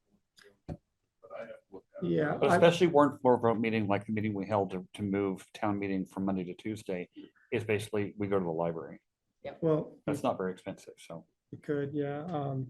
I mean, we Well, could look at it. I was reading how many times? statute. It looks like if petitioners withdraw their name, enough of them, and it gets below the number. It's not that's what I'm about- saying. Yeah, so, There's two okay, well, requirements, the legal question and then number of signatures, so. Yeah. If enough people withdraw, then get it below 5%, then it would not be valid. Right. And the sidewalk's back on. Oh, Absolutely, Adam, you get it. So here's a blank copy of the petition. We followed petition guidelines for it, that were printed and provided. Well, you have it in your hand now, so there you go. So I guess, We just saved an hour. Yeah. Being cost effective. so there is a point of order there that a citizen cannot ask the attorney to do work. It has to come through the town to ask the attorney to do work. But this may be a case, and I don't get to say this very often, where we can't unring the bell, or there's only so many ways to unring the bell that's been rung by the petition. So It can be a we'll see. Okay, I'll bet my money on it. so Josh, you want to lead up A?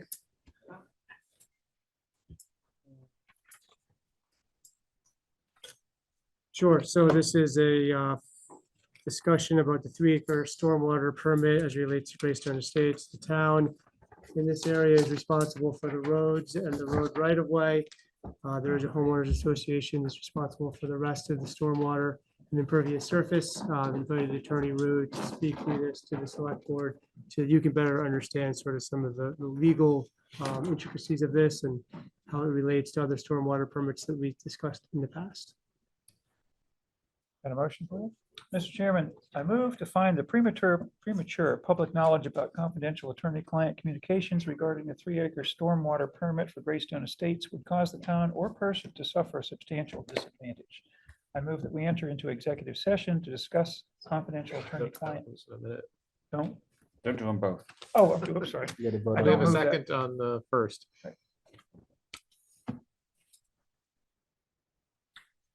Okay. Motion has been made and seconded, calling the motion to a vote. Adam, aye. Art, aye. Lisa, aye. Jay, aye. David, aye. Now, I move that we enter into executive session to discuss confidential attorney-client communications regarding the 3-acre stormwater permit for Greystone Estates under the provisions of 1 VSA 313A1F, and to invite town manager Josh Arneson and attorney Dave Rue into the executive session. Thank you, Lisa. Motion made by Lisa Miller, seconded by Jay Fur, calling the motion to a vote. Adam Wood, aye. Art, aye. Lisa, aye. Jay, aye. David, aye. We are in executive session.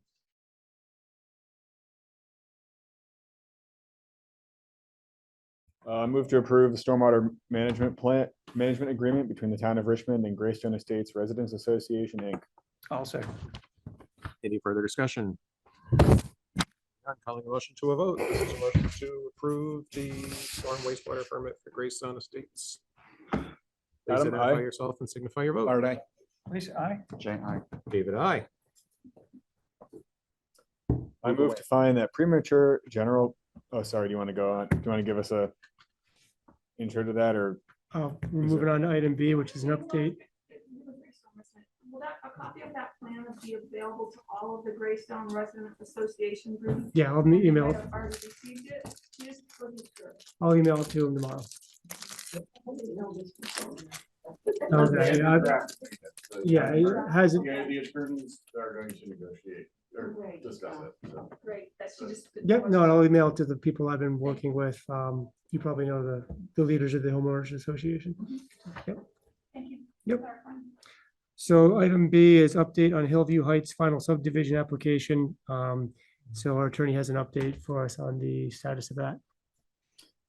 I move to find that premature general public knowledge of the town's position in the Hillview Heights preliminary subdivision approval litigation would place the town at a substantial disadvantage because public disclosure of the discussion would jeopardize the town's litigation strategy and would lead to the disclosure of privileged and confidential attorney-client communications. Thank you, Adam. Do we have a second? Ms. Bart, I'll second that. Thank you, Bart. Calling the motion to a vote. Please identify yourself and signify your vote. Adam, aye. Bart, aye. Lisa, aye. Jay, aye. David, aye. Oh, did I sign up for both? Yeah. I didn't know that. Mine's I move to enter executive session under 1 VSA 313A1F to discuss attorney-client confidential communications and the pending appeal of the Hillview Heights preliminary subdivision approval, inviting the town manager, Josh Arneson, and Attorney David Rowe to join the executive session. Thank you, Adam. Do we have a second? Bart, I'll second it. Thank you, Bart. Calling the motion to a vote. This is a vote to enter into executive session. Please identify yourself and signify your vote. Adam, I. Bart, aye. Lisa, I. Jay, aye. David, I. Wow, 8:45 and we're already on B.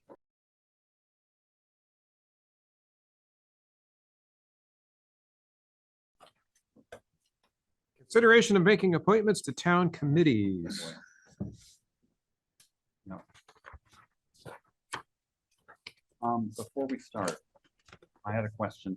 If somebody on the call were to say, I didn't send in my letter, but I'd like to be considered for this slot, is that in order, or is it required that they had to send in an application? I think it's up to your discretion because at any time people can apply for a vacant seat. Okay. So I think, you've appointed people before without official letters. So I think if that happens and there's a vacant seat, you can go ahead and appoint them. If it's a contested seat, then maybe take it into consideration that they didn't hit the deadline. Okay. Right. There is one where it says, and this is going to sound petty, Jeff Ford intended to apply, but it doesn't say that he actually did. So I was wondering how to handle that. I think you could say we're not going to appoint anybody and just make them apply. I think it's for like Well, a no, layer of coal, right? It is, and that's an Yeah. important position. Yeah. So you could move to not appoint him because he didn't actually apply, even though he sort of expressed intent in an email. And then he could always come back and say, yes, I'd like to apply. That's why I say it looks petty, because for years I was. You're the only one with all the Now I've got power. to share it. And share the power is very hard, I understand. Okay, so the Andrews Community Forest Committee meets the fourth Monday at 6 p.m. We have 1 3-year term. David, is that the first There's one? or is there DRB one. DRB before one that? first, right? Oh, whoops. Sorry, at the page 2. Yeah. Okay. So the Development Review Board meets the second Wednesday at 7 p.m. There are 2 3-year terms and 2 vacant alternate terms ending in 2026.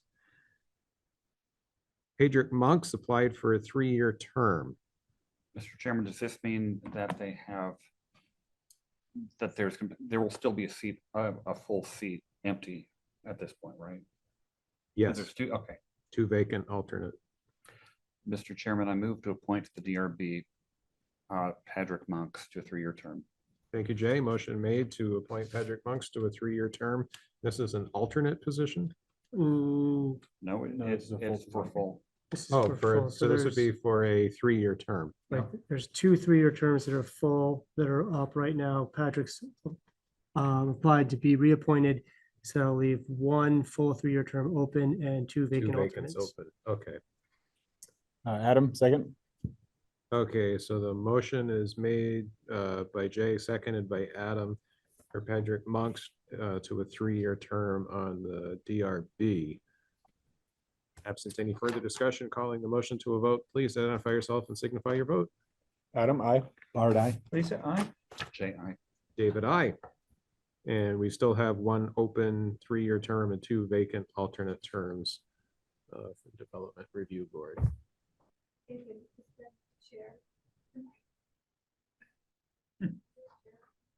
Hey, can I comment real quick? Sure. Yeah, I wasn't aware that David Schnackenberg had resigned. Is that what happened? I think he did not submit an application to be reappointed. Okay. I don't know if he submitted an official resignation letter. I think he's serving out his term. Okay, fantastic. Okay, thanks for the clarity. Appreciate it. Andrews Community Forest Committee. This meets the 4th Monday at 6 p.m. There's 1 3-year term. 1 3-year term for a seat filled by a Conservation Committee representative and 1 3-year term for a seat filled by a Trails Committee recommendation. Daniel Schmidt applied to a 3-year term as the Conservation Commission rep, which was approved by the Conservation Commission, and Wright Preston applied to a 3-year term. And the Trails Committee is still not settled on a delegate. Correct. So that will remain vacant until we hear from them. Yep.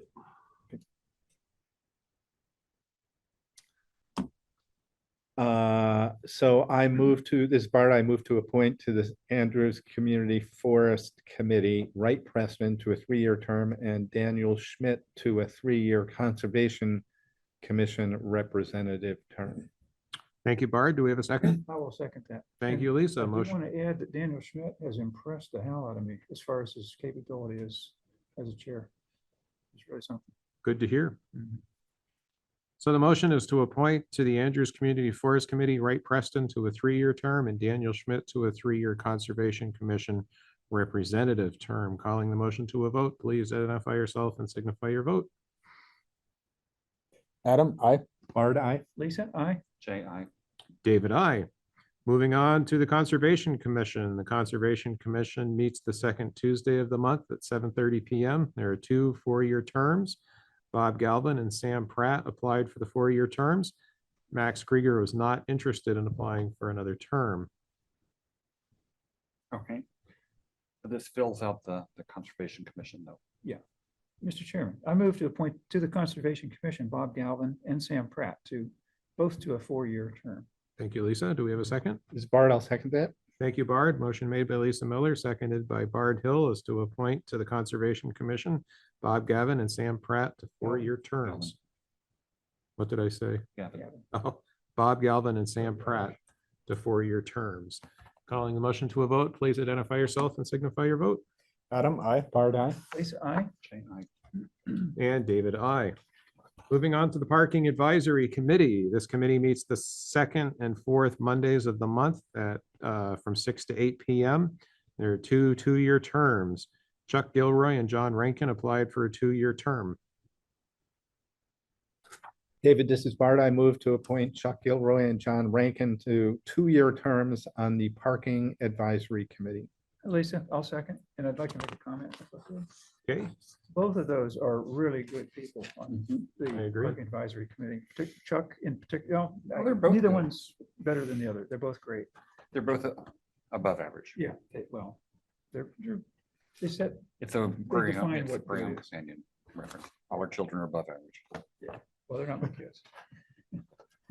So Parking Advisory Committee, motion was made by Bard Hill, seconded by Lisa Miller to appoint Chuck Gilroy and John Rankin to 2-year terms. Calling the motion to a vote, please identify yourself and signify your vote. Adam, I. Bard, I. Lisa, aye. Jay, I. And David, I. Moving on to the Planning Commission. The Planning Commission meets the 1st and 3rd Wednesdays at 7 p.m. There are 2 4-year terms. Mark Fossil has applied for a 4-year term. Mr. Chairman, I move to appoint to the Planning Commission Mark Fossil to a 4-year term. Thank you, Lisa. Do we have a second? Adam, second.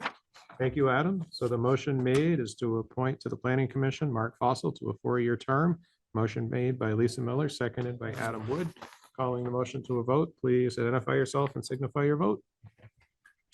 Adam, I. Bard, I. Lisa, aye. Jay, And David, I. Recreation Committee. The Recreation Committee meets on the first Tuesday at 7 p.m.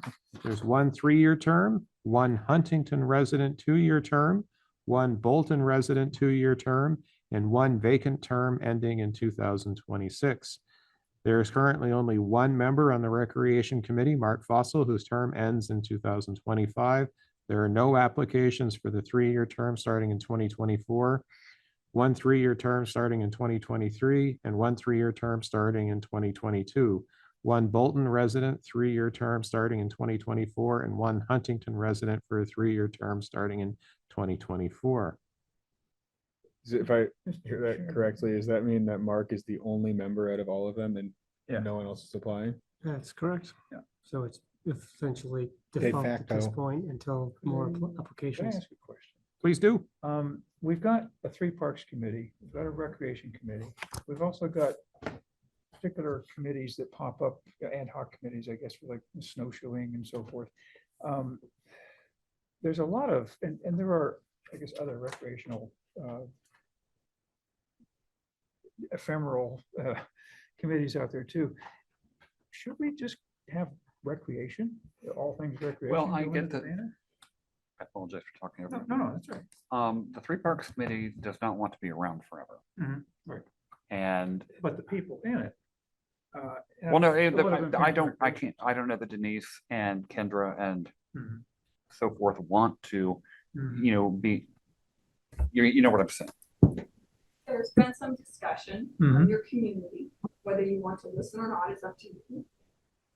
That people do not want to serve on a Richmond Rec committee that doesn't have responsibilities with the dilution of other towns participating. That if you potentially looked to create a new committee, which would be a potential parks, recreational maintenance and improvements committee, so that they had a mission and a specific area that you wanted them to focus on because you haven't had maintenance in your park for 20 years. That you had something directed to them and a goal. But when they have a broad range of just throw darts at the wall and such, that's where some frustration is coming from the community without true guidance and direction and feeling like they were spinning their wheels.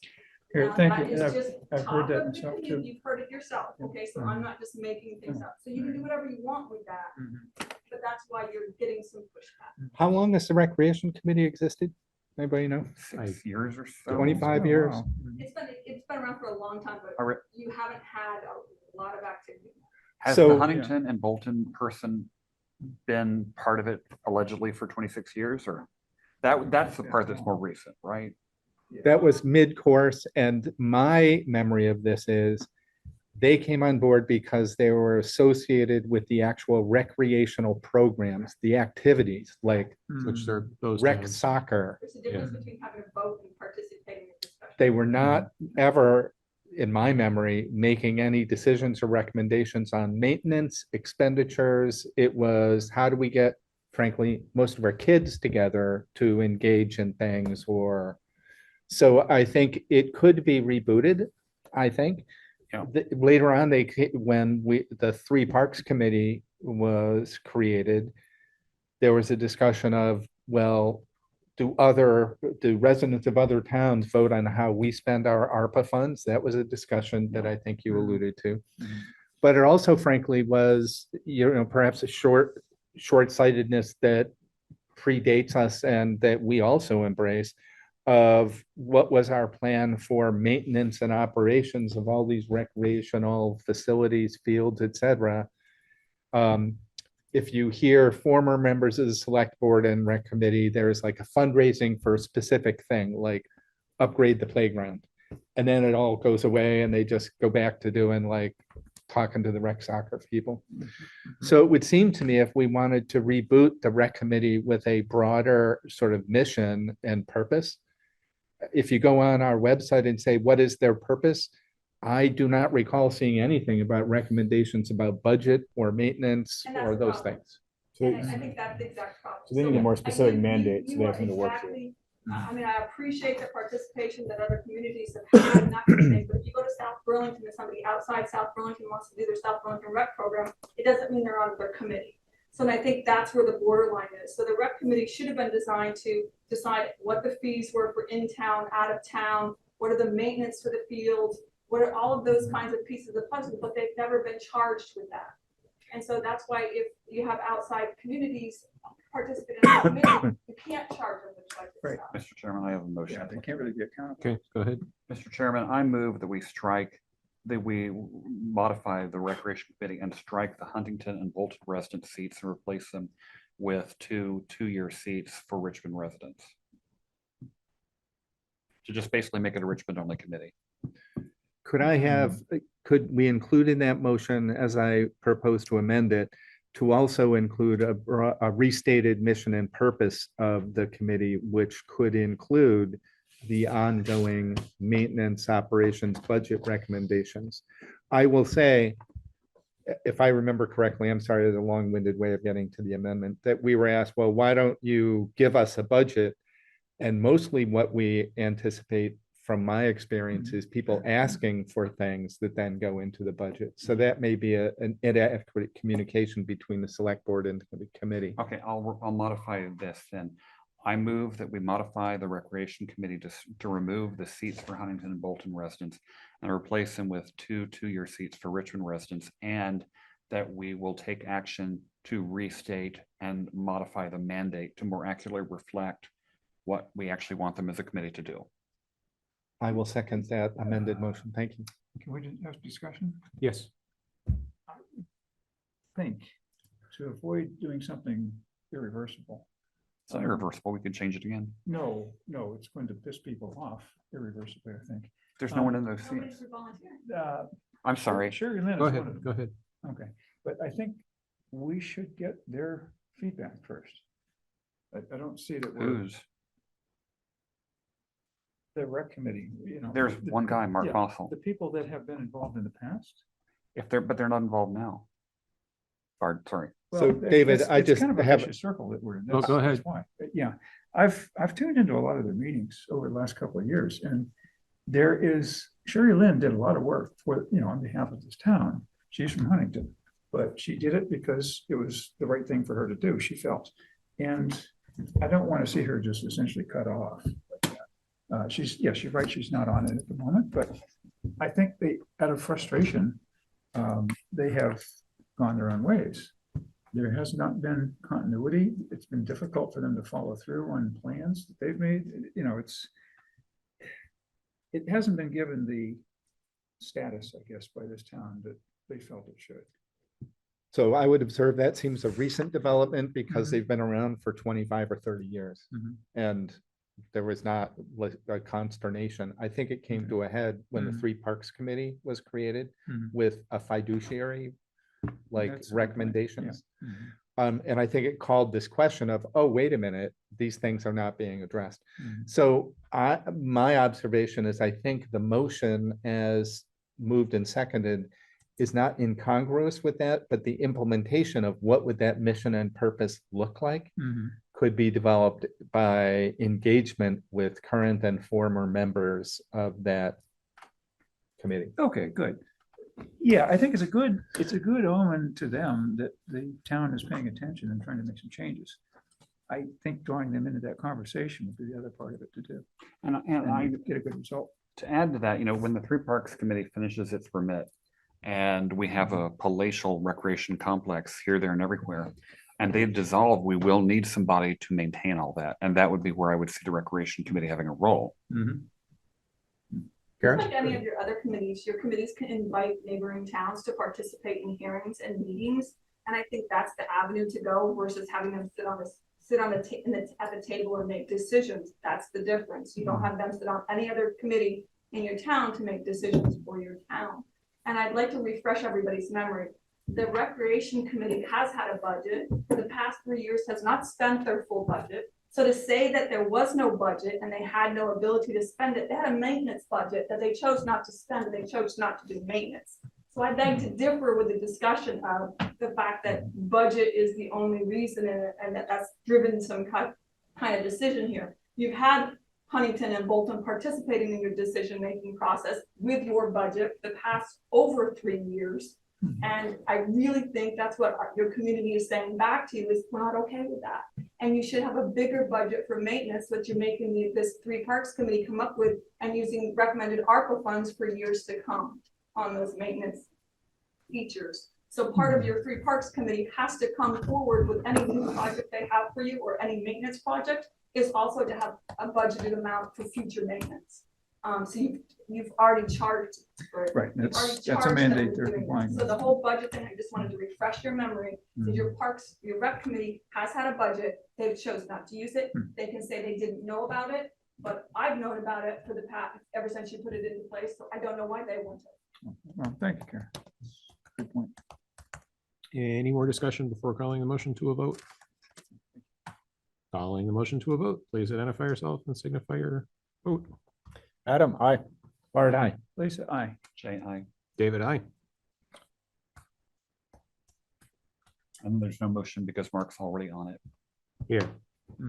Trails Committee. Trails Committee meets on the third Tuesday of the month at 7 p.m. There are 6 3-year terms, 1 vacant term ending in 2026. Hannah Harrington applied for a 3-year term. Jed Rankin and Jim Moynihan were not interested in applying for a new term. Chairman, I move to appoint Hannah Harrington to the Trails Committee for a 3-year term. Thank you, Jay. Thank you, Lisa. Motion made by Jay Furr, seconded by Lisa Miller to appoint to the Trails Committee Hannah Harrington to a 3-year term. Any discussion? Hearing none, calling the motion to a vote, please identify yourself and signify your vote. Adam, I. Bard, I. Lisa, aye. Jay, I. And David, I. Transportation Committee. The Transportation Committee meets on the second and fourth Tuesdays of the month at 5:30 p.m. There's one 2-year term and one vacant term that ends in 2026. The Transportation Committee recently reduced membership size, but still have some members with 3-year terms. John Cart has applied for a 2-year term. The suggested motion says a 2 or 3-year Well, term. Is I that- don't- I don't know what, He wants the 2, so we should move that. yeah, he does want the 2. Okay. Mr. Chairman, I move to appoint the Transportation Committee, John Cart, to a 2-year term. Thank you, Lisa. Do we have a second? This is Bard, I will second that. Thank you, Bard. Motion made by Lisa Miller, seconded by Bard Hill to move to appoint to the Transportation Committee, John Cart, to a 2-year term. Calling the motion to a vote, please identify yourself and signify your vote. Adam, I. Bard, I. Lisa, aye. Jay, I. And David, I. Gardening Committee meets are to be determined. There's one vacant term ending in 2026. Jessica Clements applied for the vacant 3-year term ending in 2026.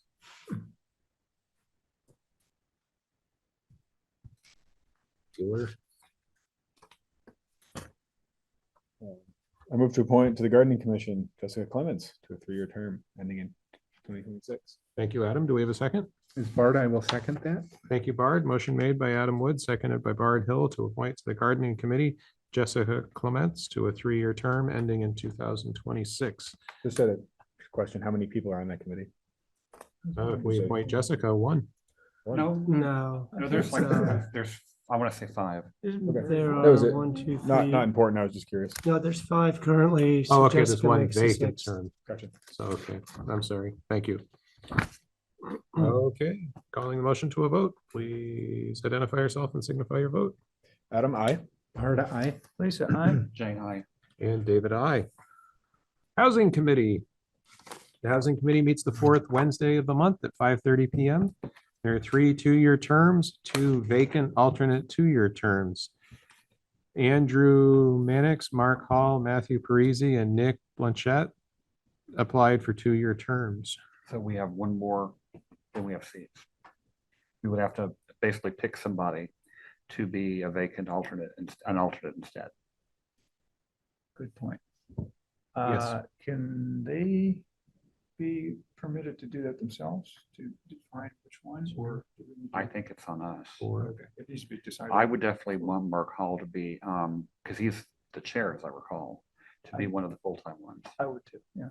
And Andrew Mannix, I think, should be full, and Matt Parisi, so maybe. Nick- So should we just arbitrarily make Nick a alternate? Sure, and he can show up at every meeting if he wants to. All right, want to do that? Mr. Chairman, I move that we nominate or appoint Andrew Mannix, Mark Hall, and Matt Parisi to the 3 2-year terms on the Housing Committee, and Nick Blanchette to the 2-year alternate term, or the alternate, 2-year term as alternate. I will second that. Motion made by Lisa Miller, seconded by Jay Furr. Any further discussion? Hearing none, calling the motion to a vote. Please identify yourself and signify your vote. Adam, I. Bard, I. Lisa, aye. Jay, I. And David, I. 4th of July Parade and Fireworks Committee. This committee meets the 3rd Thursday of the month at 7 p.m. from January through August. All interested persons, please apply to 1-year terms. Yeah, those are the people who, Susan, Justin, Ken, Amanda, Stephanie, Chris, Rebecca, Julie, Jay, Donna, and Harlan. Those are the ones, there's a larger body of people who actually help, but they don't come to the meetings. And so we realized that if we wanted to follow open meeting law, having everybody and their brother be on it and then not show up prevented us from having a quorum. So that's why there's a reduced group of people. The wrong enemy. Yeah. Mr. Chairman, since it would be I'm being appointed, I'd rather somebody else make the motion. Okay. I'll do that. For you. Mr. Chairman, I move to approve appointments to the 4th of July Parade and Fireworks Committee. Susan Glennon, Justin Spence, Ken Nussbaum, Amanda Cobb, Stephanie Hartsfield, Chris Jenkins, Rebecca Roos, Julie Wallen, Jay Furr, Donna Niket, and Harlan Stockwell. Thank you, Lisa. Do we have a second? Is Bart, I'll second that. Thank you, Bard. Motion made by Lisa Miller, seconded by Bard Hill to move to approve to the 4th of July Parade and Fireworks Committee, Susan Glennon, Justin Spence, Ken Nussbaum, Amanda Cobb, Stephanie Hartsfield, Chris Jenkins, Rebecca Roos, Julie Whalen, some guy named Jay Furr, Donna Niket, and Harlan Stockwell. Absent any further discussion, calling the motion to a vote, please identify yourself and signify your vote. Adam, I. Bart, aye. Lisa, aye. Jay abstain. David, I. Animal Control Officer, there's one opening for a 1-year term. Andy Squires has applied for the 1-year term. David, this is Bart. I move to appoint Andy Squires as Animal Control Officer to a 1-year or for a 1-year term. I'll second. Thank you, Bard. Motion made by Bard Hill, seconded by Lisa Miller to appoint Andy Squires to the position of Animal Control Officer for a 1-year term. Calling the motion to a vote, please identify yourself and signify your vote. Adam, I. Bart, aye. Lisa, aye. Jay, aye. And David, I. Could I make one comment? Sure. Maybe about animal control. Linda says she sold about, I think she said 70 dog tags. Way fewer than we have dogs. Yeah, and there's probably. I took 2.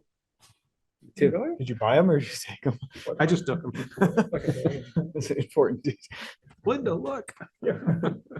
You're doubly dogged. Yeah, I was impressed that she knew that, and I also was horrified that most people, if they lose their dog, they're not going to get it back. At least not if it doesn't have a tag. They don't know who it is. Well, it can have a tag, but not have a license.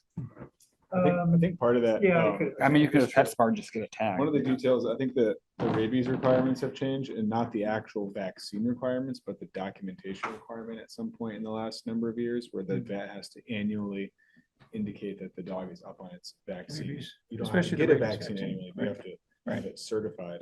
And so you can't get a certification, you can't have it written on paper and use it for 5 years like you used to be able to. Right.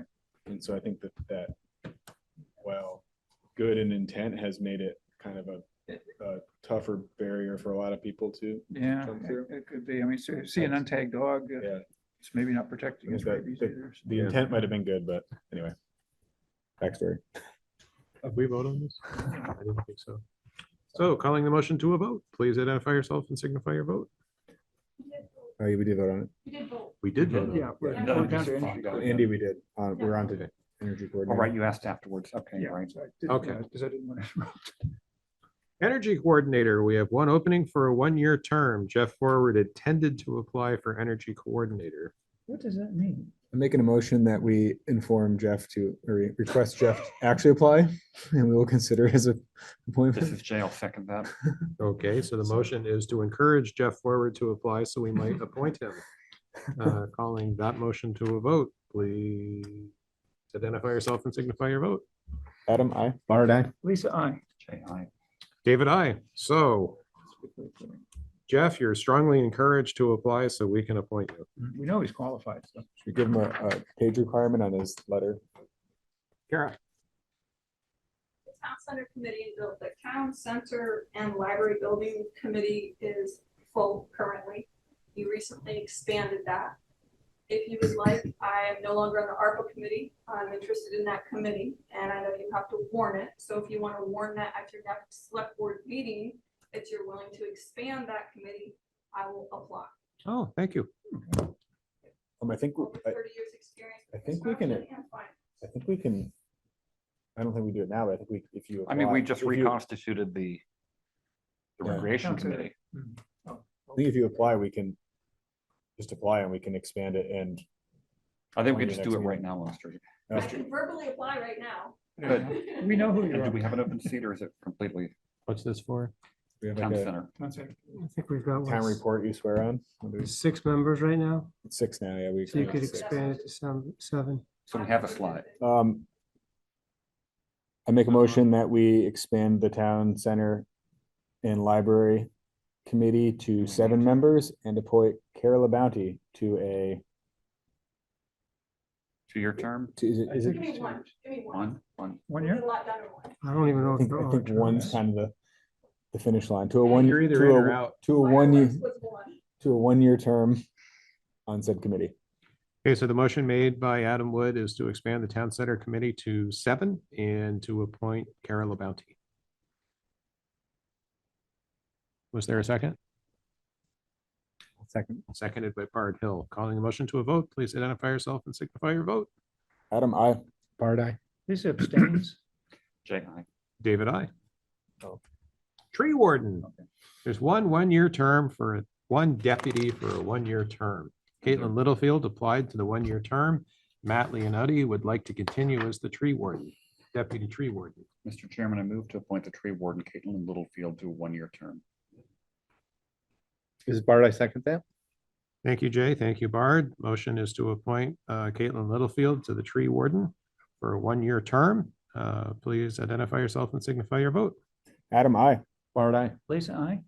Jay, aye. David, I. And Mr. Chairman, I move to appoint the deputy tree warden, Matt Leonetti, for 1 year term. Is Bard, I second that? Thank you, Lisa. Thank you, Bard. Motion made by Lisa Miller, seconded by Bard Hill to appoint Matt Leonetti to a 1-year term as the deputy tree warden. Identify yourself and signify your vote. Adam, I. Bard, I. Lisa, I. Jay, aye. David, I. Inspector of Lumber, Shingles, and Wood. We have one opening for a 1-year term. John Cart applied to a 1-year term. Mr. Chairman, I move to appoint John Cart to a 1-year term as, what was it? Inspector of Lumber, Shingles, and Wood. Is Bard, I second that?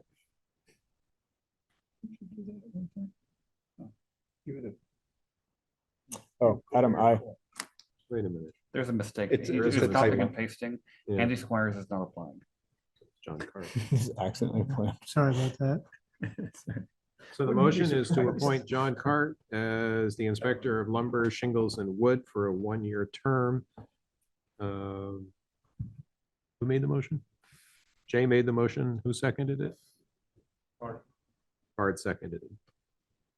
Okay, calling the motion to a vote. Please identify yourself and signify your vote. Adam, I. Bard, I. Lisa, I. Jay, aye. And David, I. And now the most important job in all of the town is the weigher of coal. We have multiple openings, each for a 1-year term. But Jeff didn't actually. So apply. let me read Jeff's letter. Jeff said to Duncan, thanks for the reminder. I will be applying for town energy coordinator to serve on the town center committee. And to serve on the town center committee, but he didn't apply for those. But then he says, of course, I will also want to re-up for the most coveted position of weigher of Okay, coal. I think that stands. as So I applying. think that might, I want to re-up. The other one says I will be applying. This one says I want to re-up. So I think you can read into that that he wants to be. Much as I'd aware of like the coal. exclusivity and the unparalleled power, I'm willing to share. You both have to weigh the same coal? No, we don't have official municipal scales anyway. So the motion is to appoint Jeff Forward and some guy named Jay Furr to be the official town weighers of coal to a 1-year term each. Mr. Chairman, I move to appoint the weigher of coal to the weigher of coal position, Jeff Ford and Jay Furr, each to 1-year terms. Is Bard, I'll second that? Thank you, Lisa. Thank you, Bard. Calling the motion to a vote. Please identify yourself and signify your vote. Adam, I. Bard, I. Lisa, I. Jay abstain. David, I. Congratulations. If someone was to request coal to be weighed and we don't have official town scales, just out of curiosity, how does that work? I think I go to prison.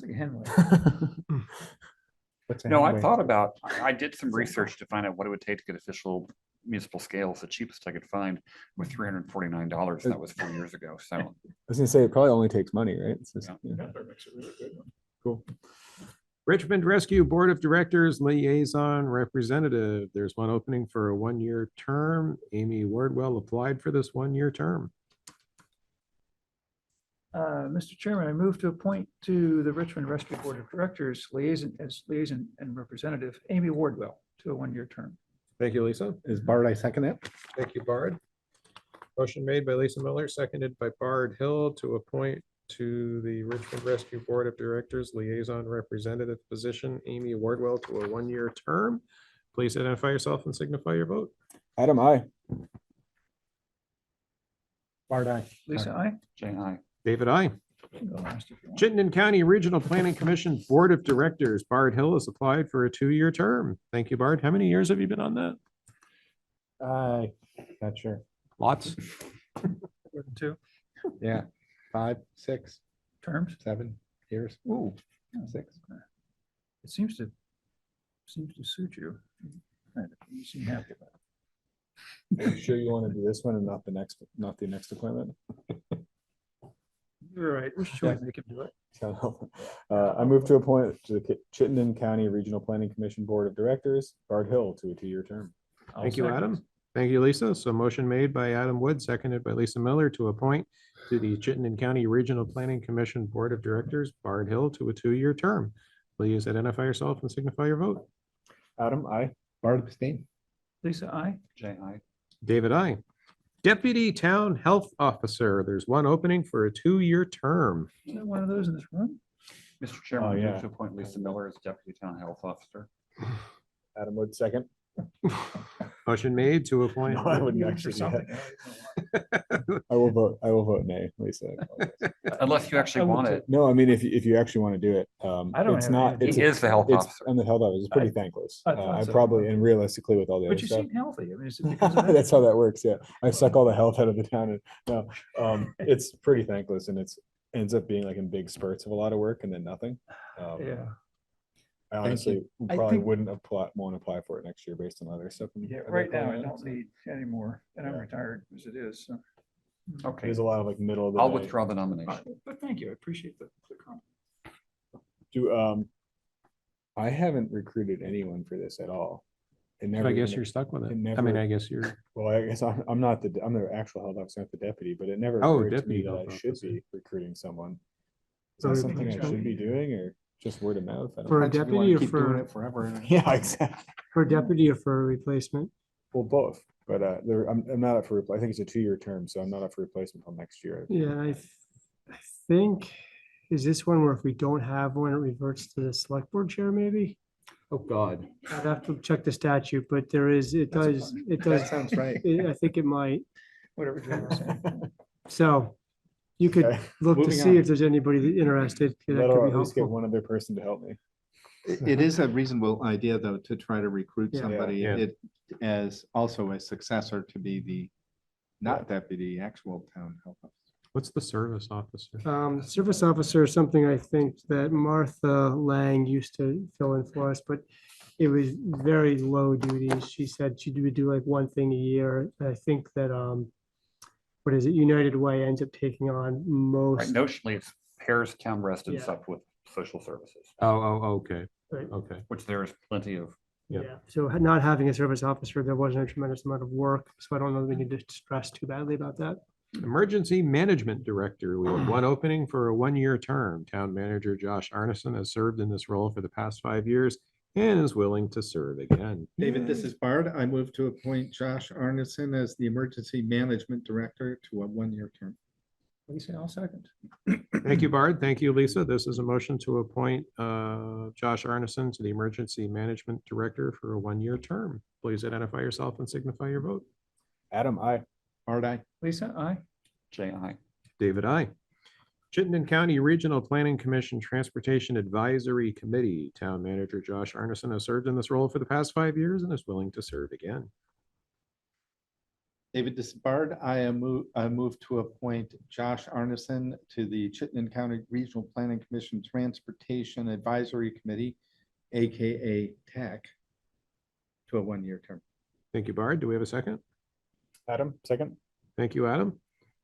So motion made by Bard Hill, seconded by Adam Wood to move to appoint to the Chittenden County Regional Planning Commission Transportation Advisory Committee, Josh Arneson as a representative for a one-year term. Please identify yourself and signify your vote. Adam, I. Bard, aye. Lisa, aye. Jay, aye. David, I. Saying like 3 years. Chittenden County Regional Planning Commission Clean Water Advisory Committee, or CWAC. Director of Planning and Zoning Keith Oborn is currently serving in this role and is willing to serve again. David Dispart, I move to appoint excuse me, Keith Oborn to the Chittenden County Regional Planning Commission Clean Water Advisory Committee as our representative to a one-year term. Thank you, Bard. Do we have a second? Adam, second. Thank you, Adam.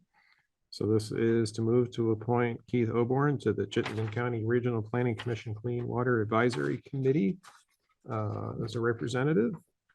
Please identify yourself and signify your vote. Adam, aye. Bart, aye. Jay, aye. And David, I. Town fence viewer, we have 2 openings each for a one-year term. My wife had served in this position for several years. Believe it or not, she actually got called about twice. And each time people turned out to really be wanting a chief surveyor. The fence viewer is emphatically not a surveyor. All they're really supposed to do is look at the actual fence and say, yep, it's a fence. well, you're supposed, it comes down to who's Looks like a maintaining the fence, sounds like a fence. fence. It's a fence and, you know, who's, generally it does no work. So if anybody in the audience tonight would particularly like to be appointed fence viewer, just Can we appoint the dignified 2 term. newest, whoever the 2 newest residents of Richmond over 18, we just force. Oh, It's just like a welcome to Richmond if you time it wrong. Kind of like a You just see lottery. it, you just see it in Front Porch Forum that you. I guess we're gonna leave that one alone. Sounds like the Hunger Games. Anyway. Yeah. Oh, it may have been tuned a little amperage. Yeah. Also, Chittenden Unit for Special Investigations Policy Board, there's one opening for a one-year term. Mr. Chairman, that was a position that June Heston had held for a while. And then her term lapsed, and I guess we didn't get to, I don't think every town gets to appoint one every time. Yeah, I think that's right. I think if we had somebody interested, we'd have to check with Well, Chittenden I would County. like to, You'd like to see? I would like to apply. Okay. If you don't know what that is, it's the Sex Crimes Against Children Unit. So we just go ahead and appoint them. I think we gotta check and. Let me see. double check with Kuzi to make sure there's an open seat, because there's something funky with their structure that they don't always have a seat for Richmond, but I think they usually are I looking for think it was volunteers. this year for beef towns in the second half of the alphabet. That may sound strange, but That might actually be true. I'll find out from them what the, and then bring it back to next meeting. I can't find my agenda, but since Umiak is back, I think we should. Well, we also have, Yeah, this is a good point. Could I ask that we consciously evaluate our remaining agenda items and who's here and expedite their so items? the next item up is E, and I believe I see Ryan Deneen here from Casella. Oh, okay. Well, that should be quick. Let's Oh, get that out of the way. Yeah. So is consideration of approval of an increase for the price and mattress disposal at solid waste transfer stations. And this is due to the increased cost in reclaiming and recycling. So go ahead. Just basic rundown is we are just changing the process for how we deal with mattresses, trying to pull them out of the landfills. Mattresses are full of PFAS anyway, so that's also a problem for us at the landfill. So we're just redirecting and building up a whole new thing for actually recycling mattresses. It started off in Rochester, New York, so we're kind of bringing it into our division. Only problem, it is just an added cost to take care of all that material as opposed to just throwing it away. So we're just trying to make it reflect our costs of the disposal and then the transportation of all these items as we collect them. And that is why we are requesting to just have a flat fee for all mattresses. Once again, because when we're disposing them now, it's a flat fee for all mattresses. So it won't matter if it's a double or a king. We're just going to get charged one price. And so we're looking to just charge one price. Mr. Chairman, there will be those who say that by raising the price, we're increasing the likelihood of finding mattresses in the gullies and ditches on Green Up Day. Or but, fire. But that's no reason why Casella should be having to bear the cost for the town as a private entity. So yeah, since this is their cost, I think it's our obligation to recognize that. They shouldn't be having to take a penalty just to do this. So I'd like to move to appoint the price change for mattress disposal, which increases the price to $45 for all sizes of mattresses and box springs. This is Bart, I will second that. Okay, any further discussion? Hearing none, calling the motion to a vote. Please identify yourself and signify your vote. Adam, I. Bart, aye. Lisa, I. Jay, aye. And David, I. Thank you for sticking around, Ryan. Yes, thank you for your time. So I would suggest, in the interest of fairness and time, we consider I next. Well, we also have Jim here from F. I'm willing to cede my place in the agenda to Umiak to go first. Okay, I'm close. okay. So this is consideration of submitting a permit to install the seasonal ladder at Overrockers Park for access to the Winooski River and approving an agreement with Umiak to use the ladder for tubing tours. Welcome. Welcome, thank you. Can I- So we're looking to, go ahead. I was just gonna give a quick background. So going back a year ago, we had a discussion about a ladder that Umiak wanted to install.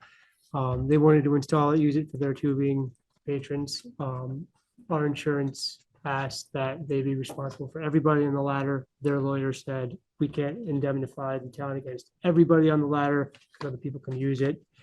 The solution that we all came up with the attorneys and insurance was if they donated the ladder and it became a town ladder, then the town would assume responsibility for maintenance of the ladder and anybody on the ladder, and they, Umiak could still use it. Our insurance company advised that we have an agreement in place with Umiak to use that ladder. Umiak did donate that ladder to the town. The town accepted that. We never really got to a permit to install because right after it was donated, we had the flood and there was no good tubing on the river the entire summer. So where this stands is we actually have a DRB decision that allows for the conditional use of the ladder in the floodplain. We do, however, need to apply for a permit every year to install that ladder temporarily. So the decision for the select board is, do you want the ladder there? If so, we'll apply for the permit. Should be a pretty much rubber stamp approval because we've already got the conditional use, but we need the permit. I've also included in the packet an agreement with Umiak to utilize the ladder. So think of it sort of like a park use, right? If somebody wants to have a park, a party, they apply for the park use.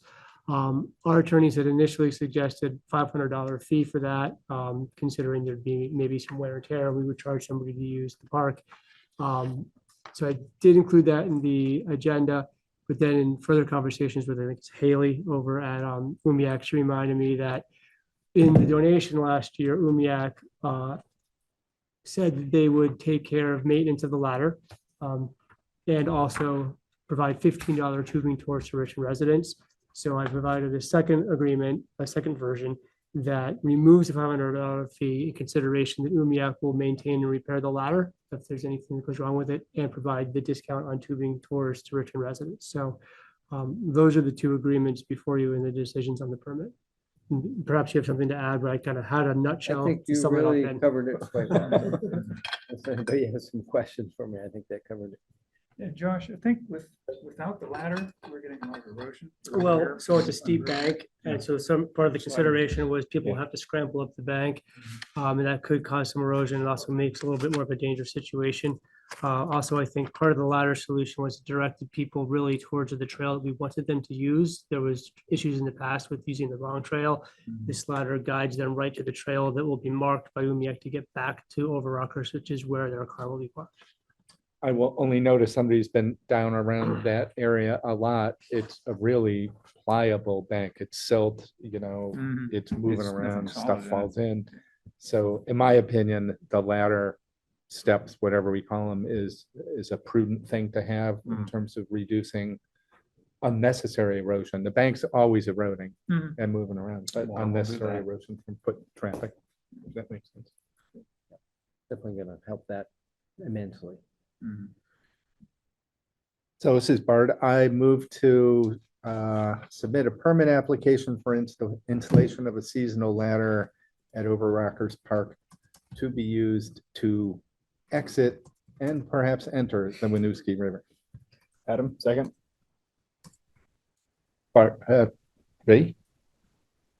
Kara? I'll remind you, ownership of something. They can have an agreement to maintain it. There might be a point in time that they no longer wish to maintain it. We will then maintain it. We're taking full liability for this, and you're putting it in the floodway. going to be permitted. But I just want to remind you of all of those pieces. I know you're going to approve this, but as we move forward with other things down the road, and not just Umiak's ladder in the river, when we talk about other riverbank erosion and things that we're going to do to stop riverbank erosion, this ladder is one way to stop it. There are other ways in other areas of the river that will come before you in the future. I'll just add that there are also bridges that have been reinstalled by the Trails Committee. If you walk along the trail, this is not the only fixture that's been placed in the If it be- floodway. So If it becomes an issue, if Umiak's not using it anymore and we don't want to maintain it on our own, we can just choose to not re-permit it 1 year, right? Since it Correct. does require a new permit every year, this will require action every year to do it. It's not just a Pull it default. out. Yeah, it's a seasonal installation. So at most, we would be committed to the rest of the summer at some point, and then And even the then, next flood. if the board said, we're done with this ladder, it's August, you could direct us to pull it out. It doesn't have to stay in just because you put it in. And I'll mention that we monitor the water levels, and when we see the water levels or the potential of the water levels coming up, we're pulling the ladder up so that it doesn't wash downstream, doesn't have any damage. And It's easier to pull it up than. Yeah. Yeah. we were able to Gotcha. get it up before the July flood, before it made its way to Essex. This is gonna sound like a really stupid question, but are there beavers in that stretch of the Winooski? You I have see not seen it. muskrat. Yeah. Muskrat, but beavers are not, Okay, and muskrats would be unlikely to destroy the, The beavers are near us today. I say this because of, when I was a kid in the mountains of Virginia, the beavers destroyed the bridges. It was just a thing they did. Okay, calling the motion to a vote. This is a motion to submit a permit application for installation of a seasonal ladder at Overrockers Park to be used to enter and exit the Winooski River. Please identify yourself and signify your vote. Adam, I. Bart, aye. Lisa, I. Jay, I. David, I. Second motion, David, I move to approve the agreement with Umiak for use of the ladder by Umiak tubing customers. Thank you, Bard. Do we have a second? Which agreement, the one with or without the $500 fee? Without the $500 fee, but with the $15 tubing tour price for Richmond residents. Discounted price. Is it the price or discount? no, it's the price for, price, okay. it's the lowest price if, people are. Okay. Is it, do we have to redo this agreement every year or two, or how does that work? It's an annual thing. That's a good question. I don't remember the term. I'll make the motion for 1 year, 1 year because then term. if we took these two together, the ladder and tie the them together agreement, and they're Yeah. kind of a Yep. package deal. Okay. So for a period of 1 year. Okay, calling a motion to a vote. Please identify yourself and signify your vote. Adam, I. Bart, aye. Lisa, I. Jay, I. David, I. Thanks for sticking around. Thank you very much. Yes, thank Now you. do we wanna go to the Looking forward to Donahue a warm. Looking forward to not flooding for a No while. flooding. Somebody Clear here water speak in the to- river. I thought that's where Jim was. Oh, I thought he was here for the. Jim, are you here for the Donahue Thank you. Brook thing? Yes. Oh, okay. Let's do that.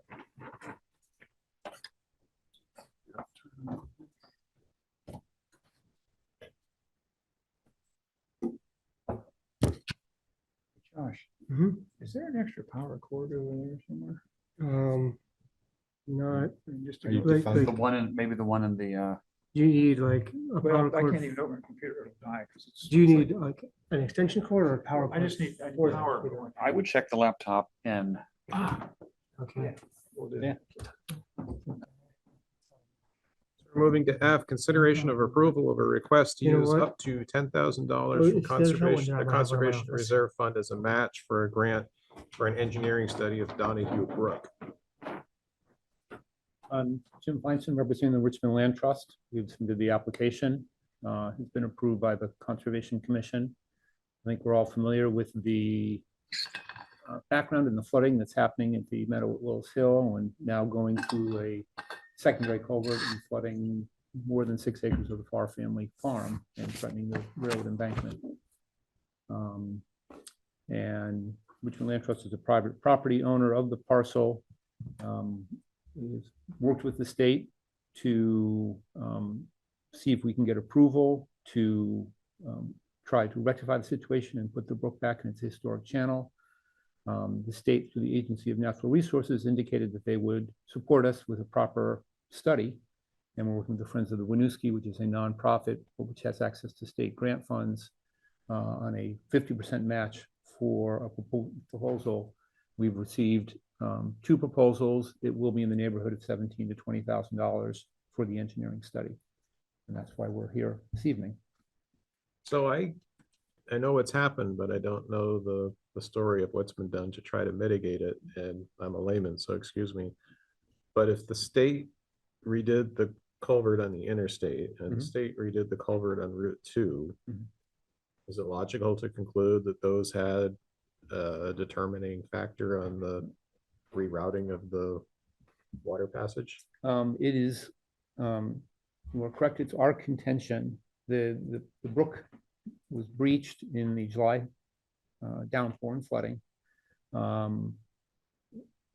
Seeing the results of that, it was our contention that it's primarily because of excess material left from the culvert that then washed down, and when the brook got shallow, got deposited and caused it to rise and breach.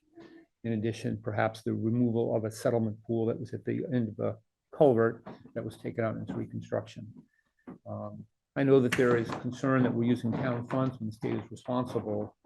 I think there are sort of 2 issues here. There's one that's getting the work done, and the second is who pays for it. That the state admission of responsibility would be pursued through the Department of Transportation, not the Agency of Natural Resources. There has been yet no process to make that contention and get their support. Process or progress? Process. So that's something we will look to pursue, and our hope is if we pursue that successfully, then we could get the town reimbursed for the conservation reserve funds. But at this point, we'd like to move forward. So having walked up there and into the culvert, it is absolutely indisputable that this fill came from mostly the other side of the highway. And with such force that it moved not only all the gravel, there must be hundreds of yards of fill that have settled out across that flat area. But it actually moved rocks about half the size of this table. I don't know what those weigh. 500, 1,000 pounds. Over time. So it's scoured. Yeah. It just threw all this stuff out there. It's my observation that there are many, many yards of just stuff, strewn gravel, rocks that will take a fair amount of money to remove or move.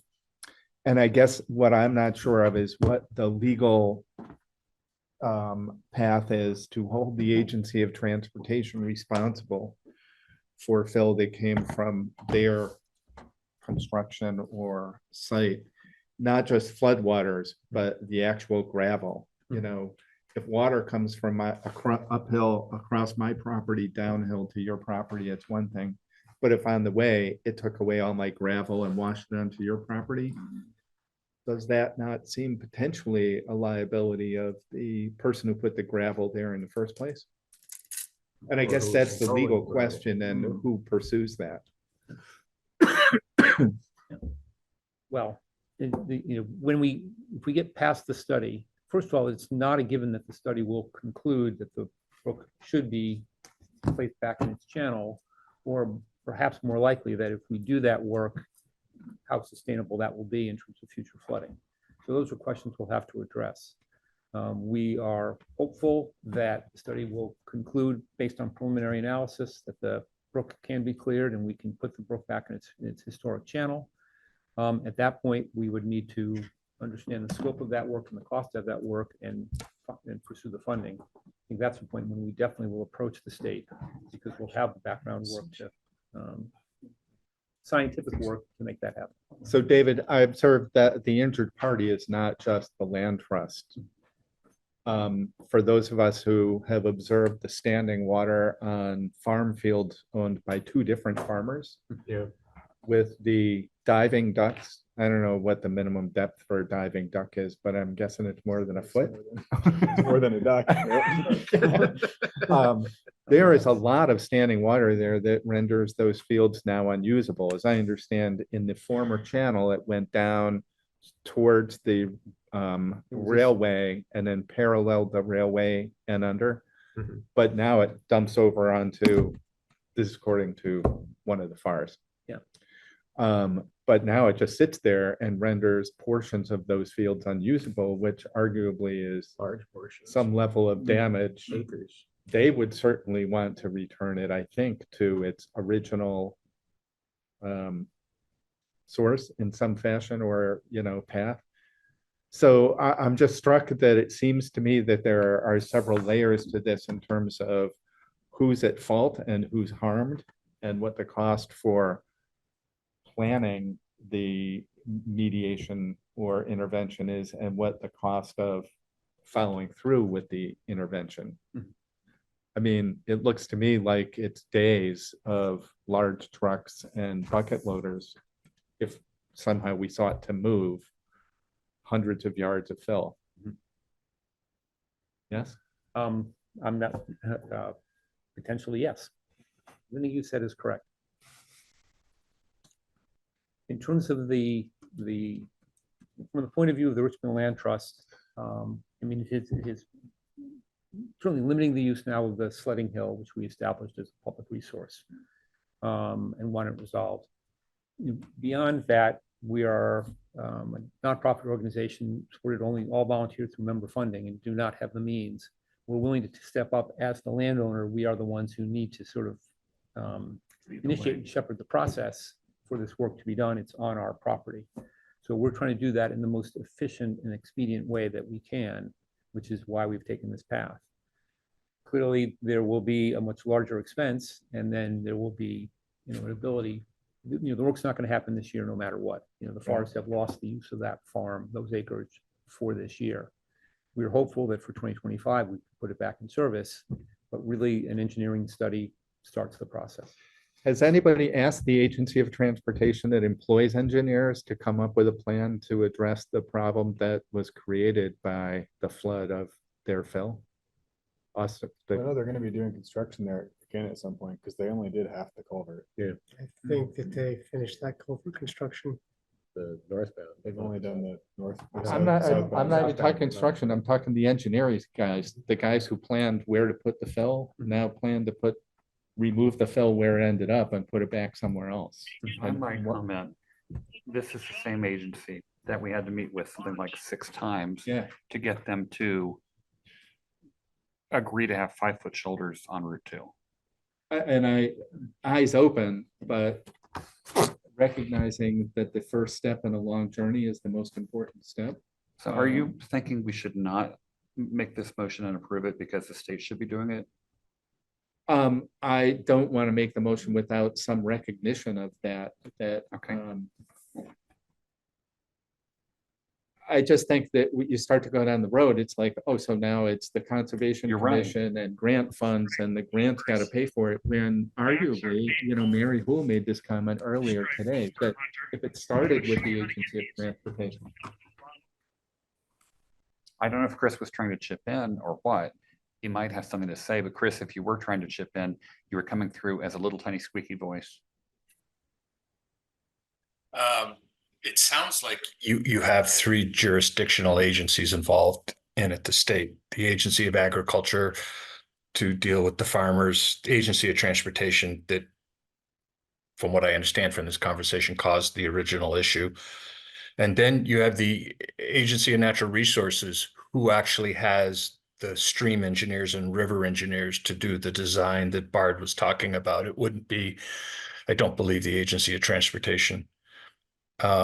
And so really, you need to appeal to somebody within state government that has jurisdiction over all 3 of these groups, would be my recommendation. I think of one office that fits the bill. Me too. Kara? I'm gonna come up. First of all, thank you for bringing this to the attention to try to solve it. My concern is it's potentially only engineering and solving for one of the property owners. For the channel, potentially that impacts their property, because that's all that they can go after is to solve their problem. It doesn't solve the problem for any of the farmers across Route 2, and it sure doesn't solve the problem for the railroad.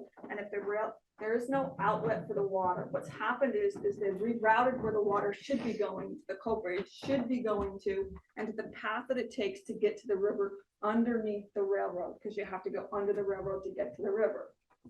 Right now, this washout and this poor engineering from the interstate culverts that were replaced sends it to the land trust property, to that nice new big culvert that they put underneath Route 2, to send it out to fields that goes nowhere to the river with no outlets to get to the river. No drainage.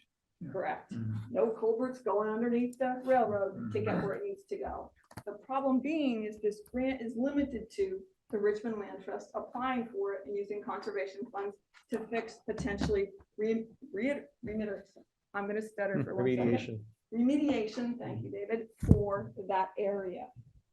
This is, like Chris just said, multi-agencies issues. You need to, as the select board, send a letter to all state agencies impacted and get them to a table. I am concerned about only solving this problem with this grant for one property owner that you know that the state has done Richmond wrong, Again, okay? it seems like if there is not likely, but a very possible outcome of the engineering study will be that you can create some type of channel instead of the washing your property, I and think that would solve the problem. the proposed solution is to reestablish the brook in its historical channel where there is between Bar and Verberg property, a channel that takes it to the river and has worked for 50 to 100 years. So the scope of the study covers not only our parcel, but the upland watershed in terms of thinking through the solution. The velocity of the water coming through the. Make sure it's through a the sustainable culvert. solution, not just Calculating the velocity of the gonna water happen coming through again. and do big boulders need to be put back in place. So the hope would be that the result would be where we were before July. Which is, so that's the purpose. But then you have the other piece, because you've damaged wetlands, you've now filled wetlands, you've filled floodplains. Do you leave that? Is it more of an impact to the wetlands and to the floodplains to remove it? Or do you leave it? So there's a lot of other pieces to the puzzle that need to be addressed, not just how do we prevent it from continuing to flood, but what do we do with what's already been damaged? So there's a lot of things in there that the state really needs to look at the full list. How do we fix it? How do we fix what was damaged other than just the channel? And how do we make sure and prevent this from happening in the future? And you've got the forest fields flooded. That water is still not going anywhere. And every time it rains, you're sending more water there. So It seems to me there needs to be an immediate action that solves that, and then a larger action to deal with the I'm not wetlands, here, whether to I'm not remediate here or not. fighting for any property Yeah, owner yeah. to far. I don't need to bring their name up, but she did say it in an earlier hearing. I would So- recommend that we contact our state senators and Jana, since the session is over, they've got limitless free time, right? And have them knock heads, because Jenny Lyons, Keisha Ram Hinsdale, and Thomas Chittenden are people with some influence, and they at least could maybe knock heads enough to get the Department of Transportation to Get pay the it. priority high enough Well, to get their attention. I think you have to write a letter as a select board notifying all agencies, all potential agencies, along with all your state reps, and then stick them on it. But if you haven't gone out, asked any agency to be involved to help solve this problem, then it's on you for not asking, is what they're gonna say. I was talking to Keisha Ram Hinsdale on Saturday, and she was mentioning that the state has money available for hydrological remediation projects, so Yeah. it would be worth reaching out. My thought is it's multi-variant. District baby. It from the Hmm? governor to District the baby, I different think. secretaries, guess it, as right. Chris described, the NRV trans and ag, whatever they're called these days, as well as our elected representatives. Because arguably the action happens within the executive branch and the senior executives in those different agencies, but then the governor's attention, because the different agencies don't always work together well or efficiently. And they sometimes have, of course, different missions and different views of things. And there are exceptions. Agriculturally, we learn from other parts of the floodplain that agricultural stuff sometimes has more latitude than anybody else because there is sort of special dispensation for agricultural purposes. So we have sort of the perfect storm in some ways between the three different departments. And I'm not averse to the $10,000, but I think that's just the beginning. I think, and my preference would be really to get folks on the hook or at least give them notice at the very beginning before we start spending money. And my ask of them is, I don't want to spend any money. I want state engineers to come step in and Once we go down that road, help. they'll say they're taking care of it. I mean. So is there a motion we can be making tonight? Because we have other things. So you know, that's just, and we haven't had this conversation obviously until tonight. And it's really it already feels like a long-standing problem. So at the risk of delaying things further, I guess what my thought du jour is we escalate this to a letter to all these folks saying, we need, you know, your mutual collaboration working with us to address this issue that is impacted a nonprofit that's got no money to solve the problem, as well as a couple of farms that don't have a whole lot of money and are disproportionately disadvantaged by this. And then we'll throw in the railroad. I mean, it could take Yeah. out the railroad. Yeah, we've been in contact with the railroad. They're not easy to contact, but they are an affected party. They're not easy to contact. Yeah. Have you had any reply from them? It's advisory committee has had the same results. Yeah.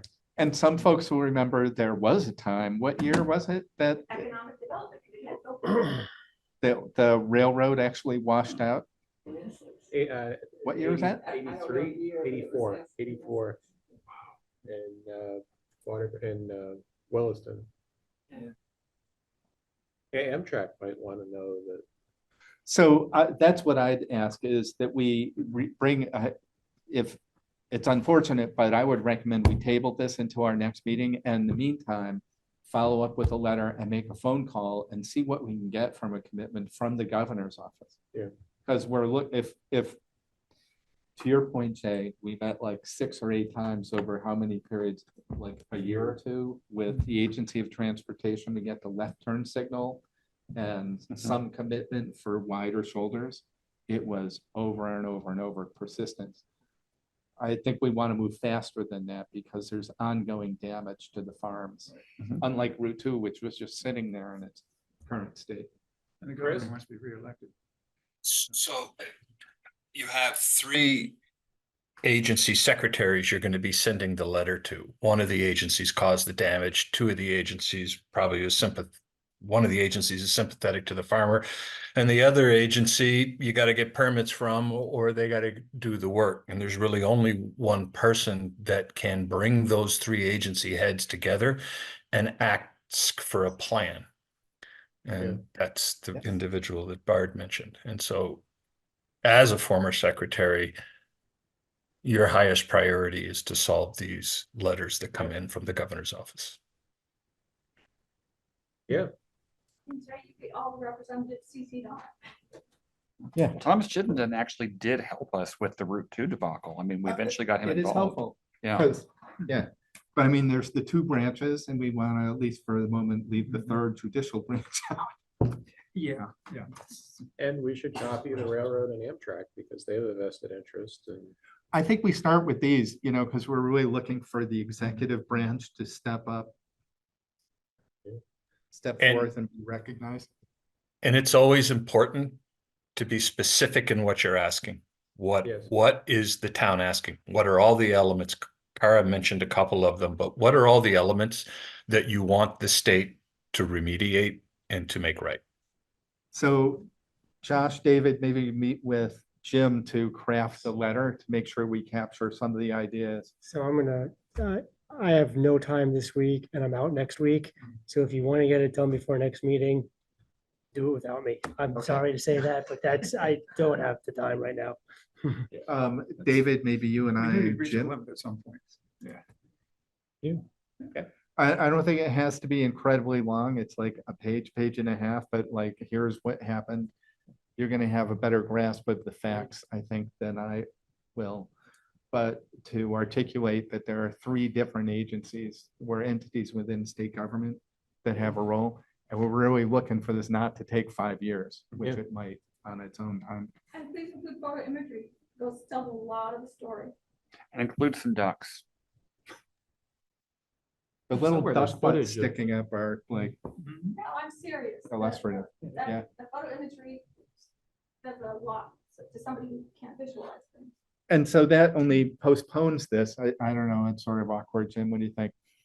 Well, again, our thought would be that we would have a process with the state and we would potentially recover the $10,000 that we spent from the Conservation Reserve Fund. But in the meantime, we felt that having the engineering study would actually perhaps support us in any action that we pursue. I understand the sentiment. And I think if the select board is to table this, we want to be diligent as a landowner in trying to resolve the problem that our neighbors are affected. And we saw this as the expedient route, but if the select board is to engage the state more broadly, we have notified the Department of Transportation of our position. And we're happy to, if it's the will that we'll go up the ladder. Was there an ask of anything of the Agency of Transportation or just saying, we think you did this, it's your fault? The Richmond Land Trust was promised compensation for right of way, which we have never received. There was money for replanting, which they offered. We rejected their offer. For those, one has never been closed since last year. We've been after them for a year. On the initial promise, so we were unsatisfied with their resolution and notified them of the larger problem that's been created and that we'll be looking for their support in terms of resolving this problem. Can you share your correspondence with the request with it so that the town can back it up with saying that the state has been notified previously by you? I mean, you notified the state of the problem.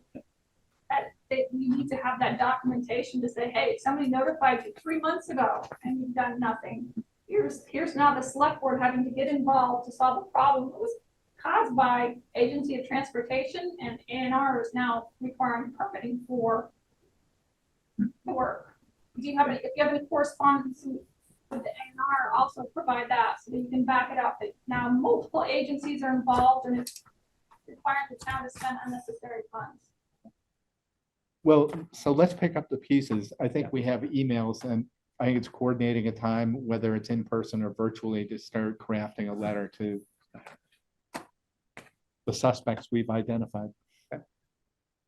And then David, perhaps bring it back for an update and, you know, I guess my instinct in thinking of the taxpayers is to at least take a foray here first before we start spending money on it. Okay, so your procedure will be to make a motion to table the request to the Conservation Reserve Fund until such time as we engage with the state or something like that. Not sure it takes a motion. Yeah, just action by the board. Okay. We're not unsympathetic to the Yeah, no, cause, we just wanna- I'm totally sympathetic. I'm a resident who pays taxes in this town. Yeah. Like them to come fix it if they would for you, Jim. So. Yeah. And clearly there will be a couple of steps. There will be the study of like, what's the problem, what's the solution, and then it's paying to implement the solution, right? Yeah. Yeah. Okay. Most common Thank you. sense.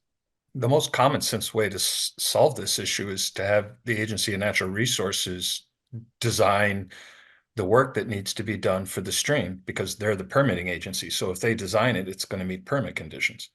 Yeah. That's the most expedient way, I think, to get it done, or to have it done by a contractor who, you know, they approve of. And then V-Trans pays for it. Yes. Contractors who work with are the contractors they traditionally have used. Another question to ask in your letter is whether the agency of, I don't know what they're called anymore, but the Agency of Agriculture, whether they have any programs for farmers who were negatively impacted by the state. Because I know the farmers probably don't have the money to sue, but they should be entitled to their lost crops at a minimum, and maybe the Agency of Agriculture has programs. Maybe improve the letter for them. Yeah. Thank you. Great, Chris, thank you very much. Thank you all. Yeah, thank you. Okay. Sorry for the troubles. Moving on to G, update on police officer hiring and consideration of accepting ownership of Duke, the comfort canine who works with the officer.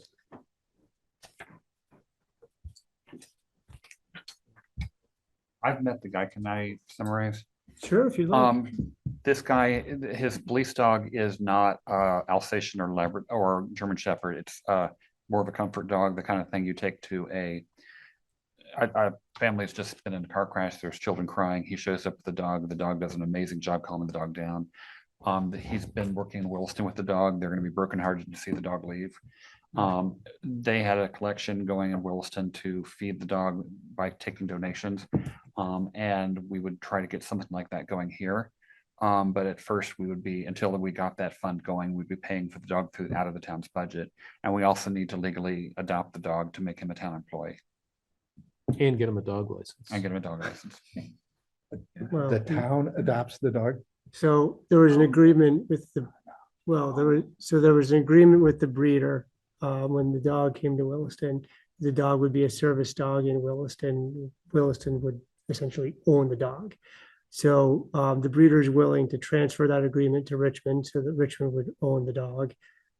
Because the dog is still staying in service and they understand that the officer wants to leave Williston. There's not an heir apparent to handle the dog in Williston, so they're willing to change the agreement to have it come to Richmond.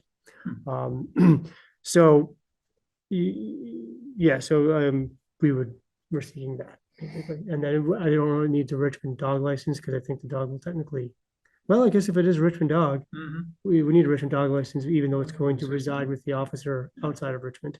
And a badge. And a badge. What rank will Officer Cohen have? Whatever. Oh, Officer Cohen. Sorry, I thought you were talking about the dog. Dog's just a good boy. He'll be hired as a corporal. Let's hire the dog and have the dog bring the police officer. Karen? What's the liability on the town? What's the age of the dog? What's the medical vet bills? Those kinds of things look like. What if the officer leaves? Does the dog go with them? All of those different pieces to the puzzle that I'm concerned. A comfort dog for a police officer. I'm not sure how I feel about that. This is the first time I'm really trying to understand it. I know we have plenty of money in the police budget because we don't have all the police officers we need. But how does that work? Does, you know, it might be comforting to some people to have a dog come up to them, but some people have a fear of dogs. So I'm just concerned that. Well, Carrie, your points are valid, but this officer has worked with this dog in Williston and he's had the dog is a thoroughly trained dog. And so is the officer, and they've had no problems that I've heard about. Apparently the dog has been very popular. And the annual cost of food and vet bills and supplies comes to about $3,000 per year. And like Jay mentioned, the officers set up a fundraising and donation program in Williston that I think he would endeavor to do the same here. So the dog essentially pays for himself through, they're selling like t-shirts with the dog's face on it. There's donations. I think there's a store that donates the food. So similar program could be set up here. Dogs available for photo ops. Yeah, well, seriously, I mean, it's kind of a interesting thing because you know the officer's gonna be loyal. If we're taking care of the dog, it's kind of a package deal. And the dog will be happy, be an interesting feature. Our dog costs us maybe $1,000, $1,200 a year. And she's older, and yeah, I think probably that dog could buy a little bit less food. How old is the dog? It was a puppy when Williston got it, right? Yeah. So I think that was 2020, or yeah, I was gonna find. And what, and what breed is it? It's a lab? Are you familiar with labs? I am. So typical lifespan is like 10 to 15 is really pushing it. It's more 10 to 12. So it's 5 now. What happens later in its life for as a town? A training academy upstate. Well, no, thinking like the town owns the town owns it, but the town doesn't exist. There is no town. The town is a legal entity. It's not like the town takes the dog home at night. So this is unusual to me, thinking about how it works between the town, the officer, and the dog. The town owns the dog, the officer cares for the dog. How about we invite the officer to the next meeting? And the dog. And the dog. He can and Chief Cambridge, and I bet that the two of them will probably have most of these answers, and ones that are left unanswered, we can get those answers. Okay, that sounds good. Great idea. Question. Of course. Dolores Carter. I'm still confused. Is the dog for needs that the officer has? No. I mean, it sounded like it, and so, yeah. Okay. That'd be a comfort animal with the officer. Comfort animal for people. For providing. And comfort to allegedly, there have been victims. plenty of opportunities for the dog to really help. But that's something we can hear about next time. Yeah, that's good. Jay, I didn't know how I felt, that's why I was posting. No, it's all good. It's all good. Okay. But when you say loyal to the town, he's obviously leaving another town where he started with, so the loyalty to the town question, I gotta call you on that one. Well, it's kind of like, I think use the dog as a lure. you know. Discuss these. I think we should move that. Have him come with the dog. Well, Chris Cole is here. Yeah, He we might get at to least see want the to talk about it. actual pictures. Oh, okay. I mean, you might want to bring it out next meeting as well. but Yeah, I think we know should. Chris is here if you wanted some feedback from him on it. Moving on to H, discussion of the Thompson Road, Huntington Road, Bridge Street and Cochran Road intersections. It's not lost on me that there isn't much public here to go over this with, but Chris Cole is with us, so I think it would warrant discussing tonight and then perhaps bringing it back at the next meeting for more public input. David, I'll just introduce, I've seen a lot of traffic or communication on Front Porch Forum, don't spend money on this. And it's a mixture of different things, I think. Personal experience, well, I've never had an accident there. And of course, that's true of most of us. Most of us have never had any of the things that we intend to prevent, right? But I think it's a question of what level of intervention do we want to see from nothing? And these are not necessarily, they're sort of additive, you know, 1 or 2 more stop signs, sidewalk improvements, 2 more stops. intersections, or I'm sorry, pedestrian walkways, you know, so, or signage for those or lit up things. And they're sort of dominoes, because if you do certain parts of things, you're kind of obligated to do other parts. And then there's the roadway improvement, like narrowing to change how people. Drawing off the corners instead of Yeah. having them, yeah. Can I speak to that? Please. Okay. I had a personal experience about 3 weeks ago, coming down Huntington Road, coming to the town center. I think I'm going the speed limit, 25. A bike came flying up Bridge Street, turned left onto Cochran, about 20 feet in front of me. A bike. A bicycle. Okay. Yeah, sorry, a guy on a bicycle, helmet, head down, he was just roaring. If I'd been going a little over the speed limit, I would have hit him, and he probably would have been killed. And I remember that really well, and I feel it right here, because that scared the hell out of me. And I thought, right then and there, we need a 4-way stop. That's the least that, it wouldn't prevent that from happening. Like people say, well, I wouldn't keep the parking. Well, that's true. But at least if I hit him, I have a legal recourse because he violated the law. And there were other cars there, there were witnesses, but I'm sure that's not the first time this has happened down there. And crosswalks and stop signs together, I think will make a visible intersection that People know the rules of the road, I hope. If they don't, they really shouldn't be driving anyway, and that's Chief Cambridge's problem, so. Garrett? The four-way stop wouldn't stop him from breaking the law. That's He right. just broke the law in front of you. Right. I was coming Huntington Road, going to the Bridge Street Way. Mhm. They come right off Cochran Road, cut right across to go Huntington Heinsberg Way. Mhm. If bicyclists aren't stopping, the stop sign doesn't stop them because there's a stop sign on Cochran Road. That's true. So I want you to stop changing the rules of the road for those who break the law. Because they're still going, by you saying we need to put a four-way stop sign there, it's because somebody on a bike is breaking the law and you think you're gonna make them stop breaking the law, and that's not gonna stop them from breaking the law. They should have yielded to you to take a left-hand turn onto Cochran Road. They should have yielded to me to make that stop sign at Cochran Road, and they chose not to. So that's all, I experienced the same exact thing, different direction. He had a stop sign and chose not to stop. I went right across. That's, they deserve whatever happens, I think. I mean, No, they it's don't, ugly. they don't, and I'm not trying to say that. I don't believe that. I think everybody can make mistakes, but I think we're empowering too many people to do the wrong thing and punishing everybody else who's doing the right thing. Garrett, how are we punishing anyone with that? I mean. We decided against the big tiger pit. Yeah. You guys, I just wanted to say. I know what you mean, so we put a four-way stop and Sue's got her it hand up. ideally makes it safer, and then if you blow a stop sign, it doesn't matter. You give a Correct. four-way Makes it stop safer or for nobody. a stoplight or spike strips, and if someone's gonna break the law, they're gonna break the law. So I just wanted to say I had the same experience and they did not stop at a stop sign. So four-way stops are only for vehicles. If you'll let me finish. I think we need to first paint the crosswalks in all four ways, okay? Introduce the concept of an intersection to people again, because they don't get it down there. Then we go from there. I think we need the four-way stops, but I think we start like that, move it up.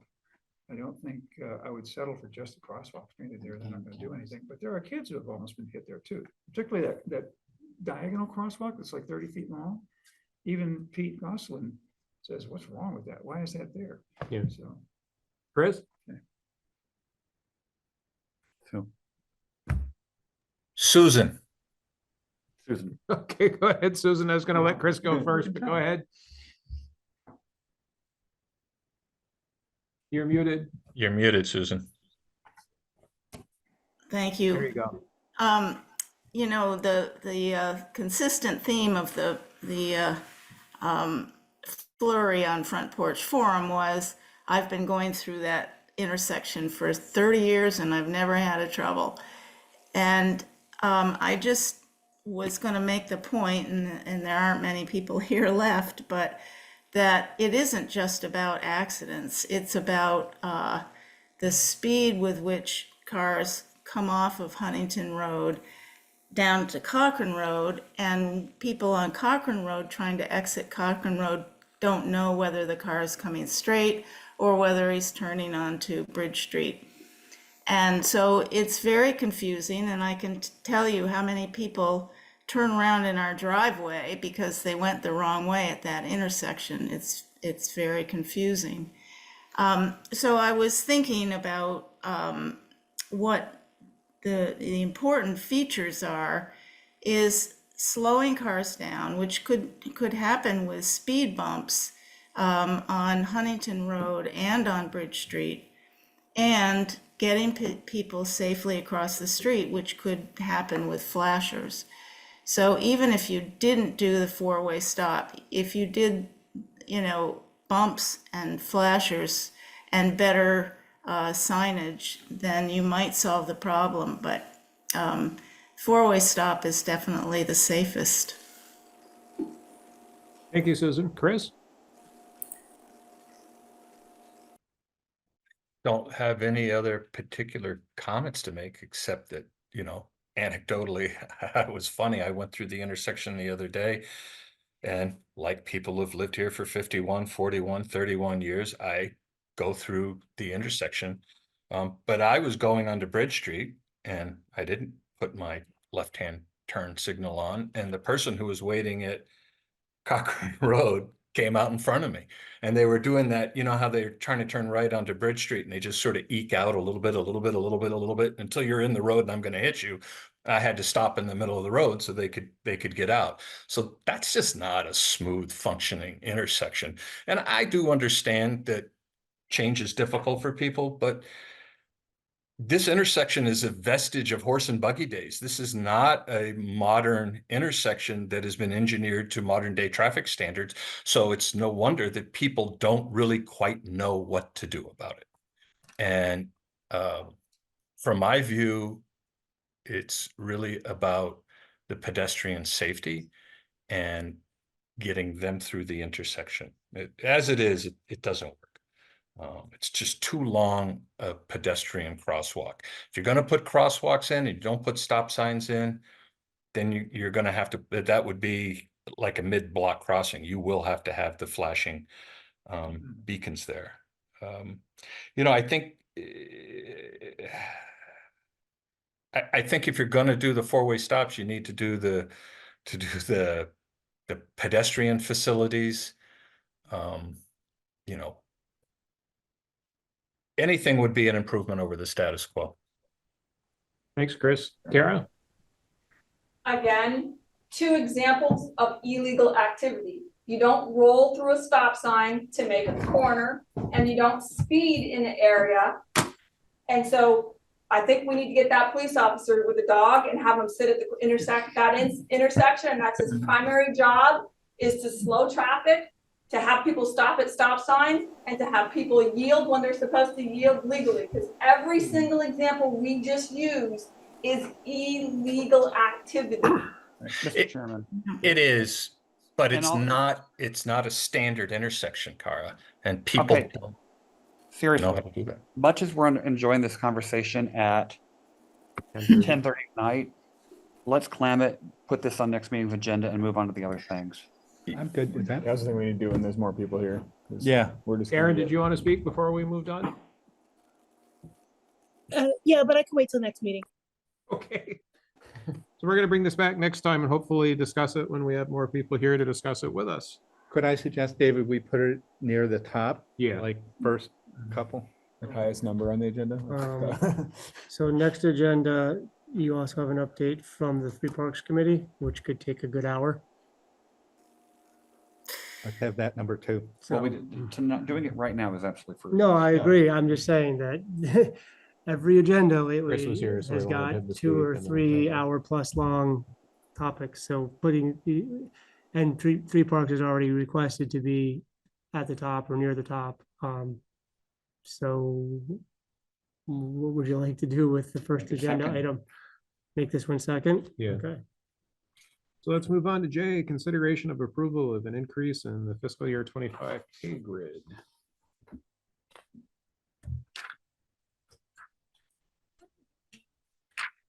Do we give them do we raise their pay, for example, by the exact cost of living adjustment or some other percentage? Essentially, earlier tonight at the fabulous water and sewer meeting, we decided to go with 3.2% because that's the CPI from April 20 to April 24. And I will defer the rest to Josh. I just to clarify that, Jay. I think the 3.2 was. 3.2 was the CPI from April to April. Okay, so that's just the cost of living increase. That's Yes. that's not a change to the pay grid. That's a separate piece. It would just, so every year the board makes adjustments to the pay grid, usually based on the cost of living, the CPI. We use the New England number and the report that they put out. So the April 2023 to April 2024 change was 3.2%, the increase. So the board could increase the pay grid by that amount, and then the whole pay grid would go up to continue to keep up with cost of living increases. Then employees usually receive a step in every year as well in July. So the grid goes up to kind of keep the grid competitive, and then employees progress along that grid.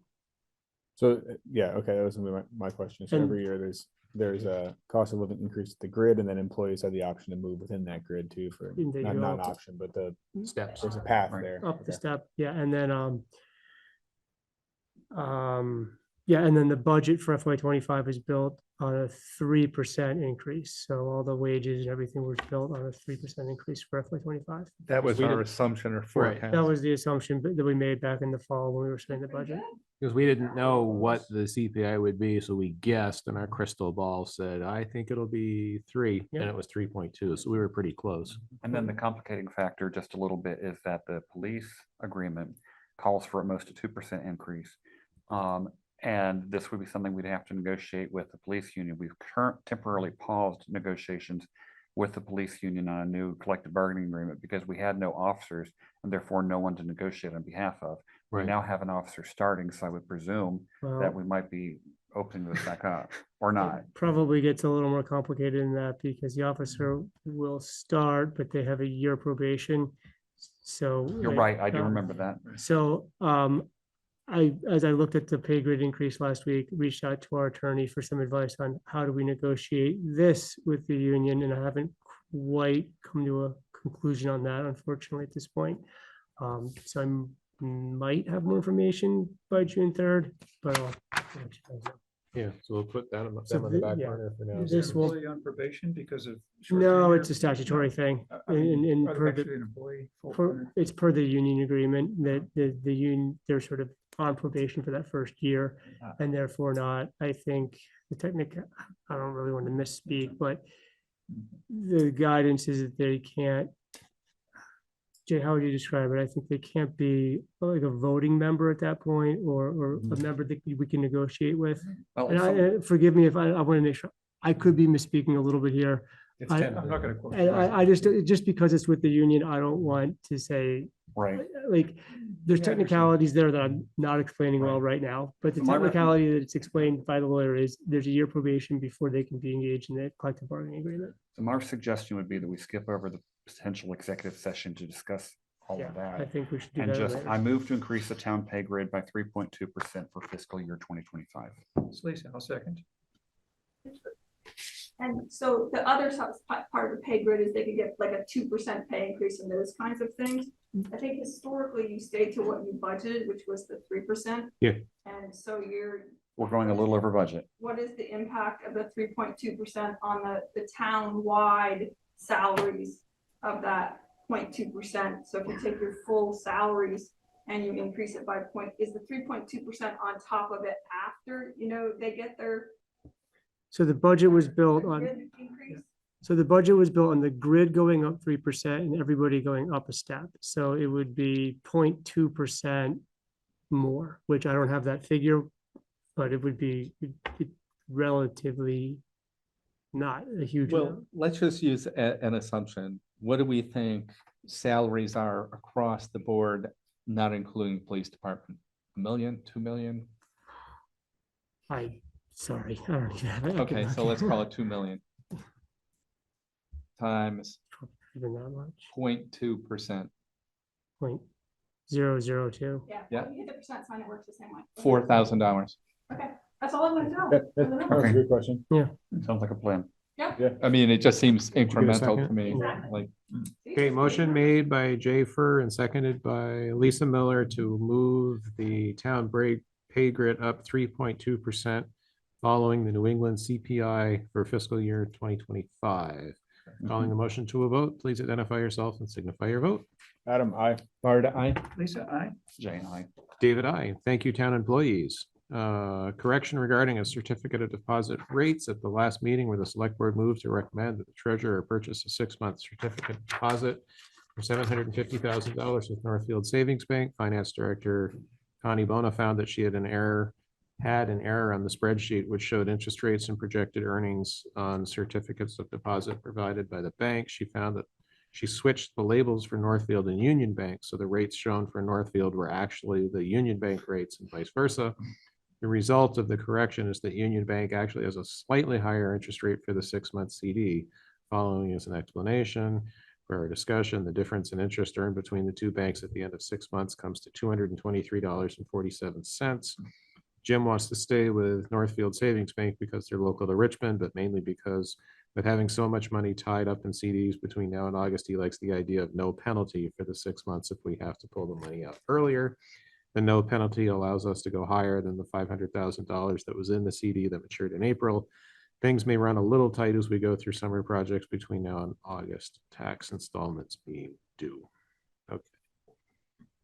I think we should move July 4th bank account to the next. Well, There's actually a reason to not move it. yeah, we kind of need that. Because the reason it's so critical, in a nutshell, is we have a coin drop this weekend for the July 4th thing. Okay. Last year, we were getting obviously cash and coins, but we were also handing out little cards, which I actually need to print up, oops, to people who didn't have their money with them, or they wound up being used also as, I've already donated, don't grab me a second time as I go back through. And the cards had a URL pointing to GoFundMe. Connie has gone on record as saying GoFundMe turned out to be administratively very difficult to use. People were donating all spring and summer into that, and getting the money out and into town accounts apparently was, the GoFundMe had not been envisioned as that kind of thing. GoFundMe, typically you collect all the money and then you withdraw it in a big lump, although Kara may be able to comment on, because you're doing one for, No, you can tell it, you can tell, I'm not doing it. Kendra's doing it, okay. But you can have it deposit weekly, monthly, it's not a big deal. Well, Connie found it to be a big deal, and I'm at that point, it's like, so Connie would like to use Venmo instead, but regardless, what it comes down to is we need to know what site. Actually, I can't print the cards with the URL until I know that we're going with Venmo, and the drop is Saturday. So the motion would be, it doesn't really address Venmo, but we need an account to link the Venmo to. So it all depends on us moving this. So I would move to establish a bank account with Northfield Savings Bank to be used for 4th of July fundraising and expenses. Adam, second. Calling motion to a vote. This is a motion made by Jay Furr to establish a bank account with Northfield Savings Bank to be used for the 4th of July fundraising and expenses. Motion was seconded by Adam Wood. Please identify yourself and signify your vote. Adam, I. Art, I. Lisa, I. Jay, aye. David, I. This account will be audited just like all the rest of them. It will be, it's a town account. That's the difference between what happened years ago to today, so that's a good move. Thank you, and you should be accepted any form of. Jay, if I give you a pointer, someone just did recently for, you can print out the QR code right on the thing. And Yeah. just scan it. It's way, it'll work a lot better for a lot of people than. Oh, no, I absolutely, we did the QR code last year too. It's a good plan. That is a good point, because Venmo, you hear stories, people send it to the wrong place. Yeah. There is no remedy for that. Right. But if you use the QR code, you're guaranteed to be sending it to the right place. There you go. Coin drop policy. Should we do that or postpone that? Let's do it. I think we should do it because it could actually legally Connie affect needs stuff. it pretty soon, and she and I wrote it. So the current coin drop Well, policy once you- stipulated which organizations can hold coin drops and how often each organization could hold a coin drop. Connie has updated the policy to include financial controls for coin drops that are conducted by committees related to the town. The updated policy and original policy are included in the packet. Somebody ready to make a motion? I got one, well, I guess you make a motion then. Talk about it. I don't know. Do we want to briefly touch on what the changes are? Josh, you have, Sure, yeah, so the change is really just make sure that there's two people at each intersection so that somebody's sort of watching the other person while you're collecting money. There's no chance, or there's less of a chance of somebody pocketing money. And that there's two people that are sort of gathering the money as people come in with the money from the coin drop. And those two people have to either be a town official or a town employee. So you can have justice of the peace, select board member, a town employee. But then those people are there getting the money. And then there's a procedure for bringing that money to the town clerk to have it counted up. Everybody must have read and signed the ethics policy as well. So just to try to put a few more controls in place over something that previously hadn't had any financial controls. It's inherently open to, Yeah, Right, and there one could of be some more changes in the future. This was sort of a good first step, I think, with the coin drops coming up. Connie seems satisfied with it. I mean, she wanted those things. My only And the not auditors critique, asked for some but of those things. like a mechanical thing is that it says all coins must be rolled and labeled appropriately for the guidelines of the bank where the money will be deposited. And we have a machine. I was gonna say, so the fire department, we brought it there and they've done that for us. Well, Chris Jenkins, who is manager of it, Papa McKee's, has an actual bona fide machine for that purpose. We haven't done that, so that like ties the fire department to actually rolling it ourselves as opposed to going to the financial institution, and allowing them to do that for us. And that's like not. So And they would do it for free. Do it for yeah, free. so I think that the policy also said the fire department could come up with their own financial controls because I it's. think that technically that's not- not a reasonable expectation at this point, just to be. Well, maybe it should be doing coin drops. Yeah, that's right. Yeah. Yeah, or if rolled or whatever, just so that it's done by, or money is done in the presence of, just so that it doesn't specify that we have to physically roll it. Okay. Yeah, I mean, counting it is the big thing, you know, whether it's rolled or not. The bank would love to have it rolled, but they'll check it anyway, so. Yeah. you know, I guess, no, they won't. Yeah. Okay, well, the thanks. No, North they- Country they- Federal Credit Union, which is Yeah. an institution I mean, you're they have a right. machine in the lobby, you just dump So, the coins into. Chris, it, what and It are- doesn't take a percentage. Adam, when's the next fire department coin drop? You just had one, right? Not for a while, yeah. Yeah, so maybe what we do is you could adopt this policy now to get it in place for Saturday, and then you can make an amendment to it before the next Okay. fire Yeah, I department. think it's a good policy. I just want to I just want, like, be clear that if we don't like roll it ourselves, we're Yeah. not breaking. the so policy. maybe if does there's some amendments, specifically we can address the figure fire that out department, later. Specifically address Yeah. others, so, you know. The policies are easy enough for the board at the next meeting to change it.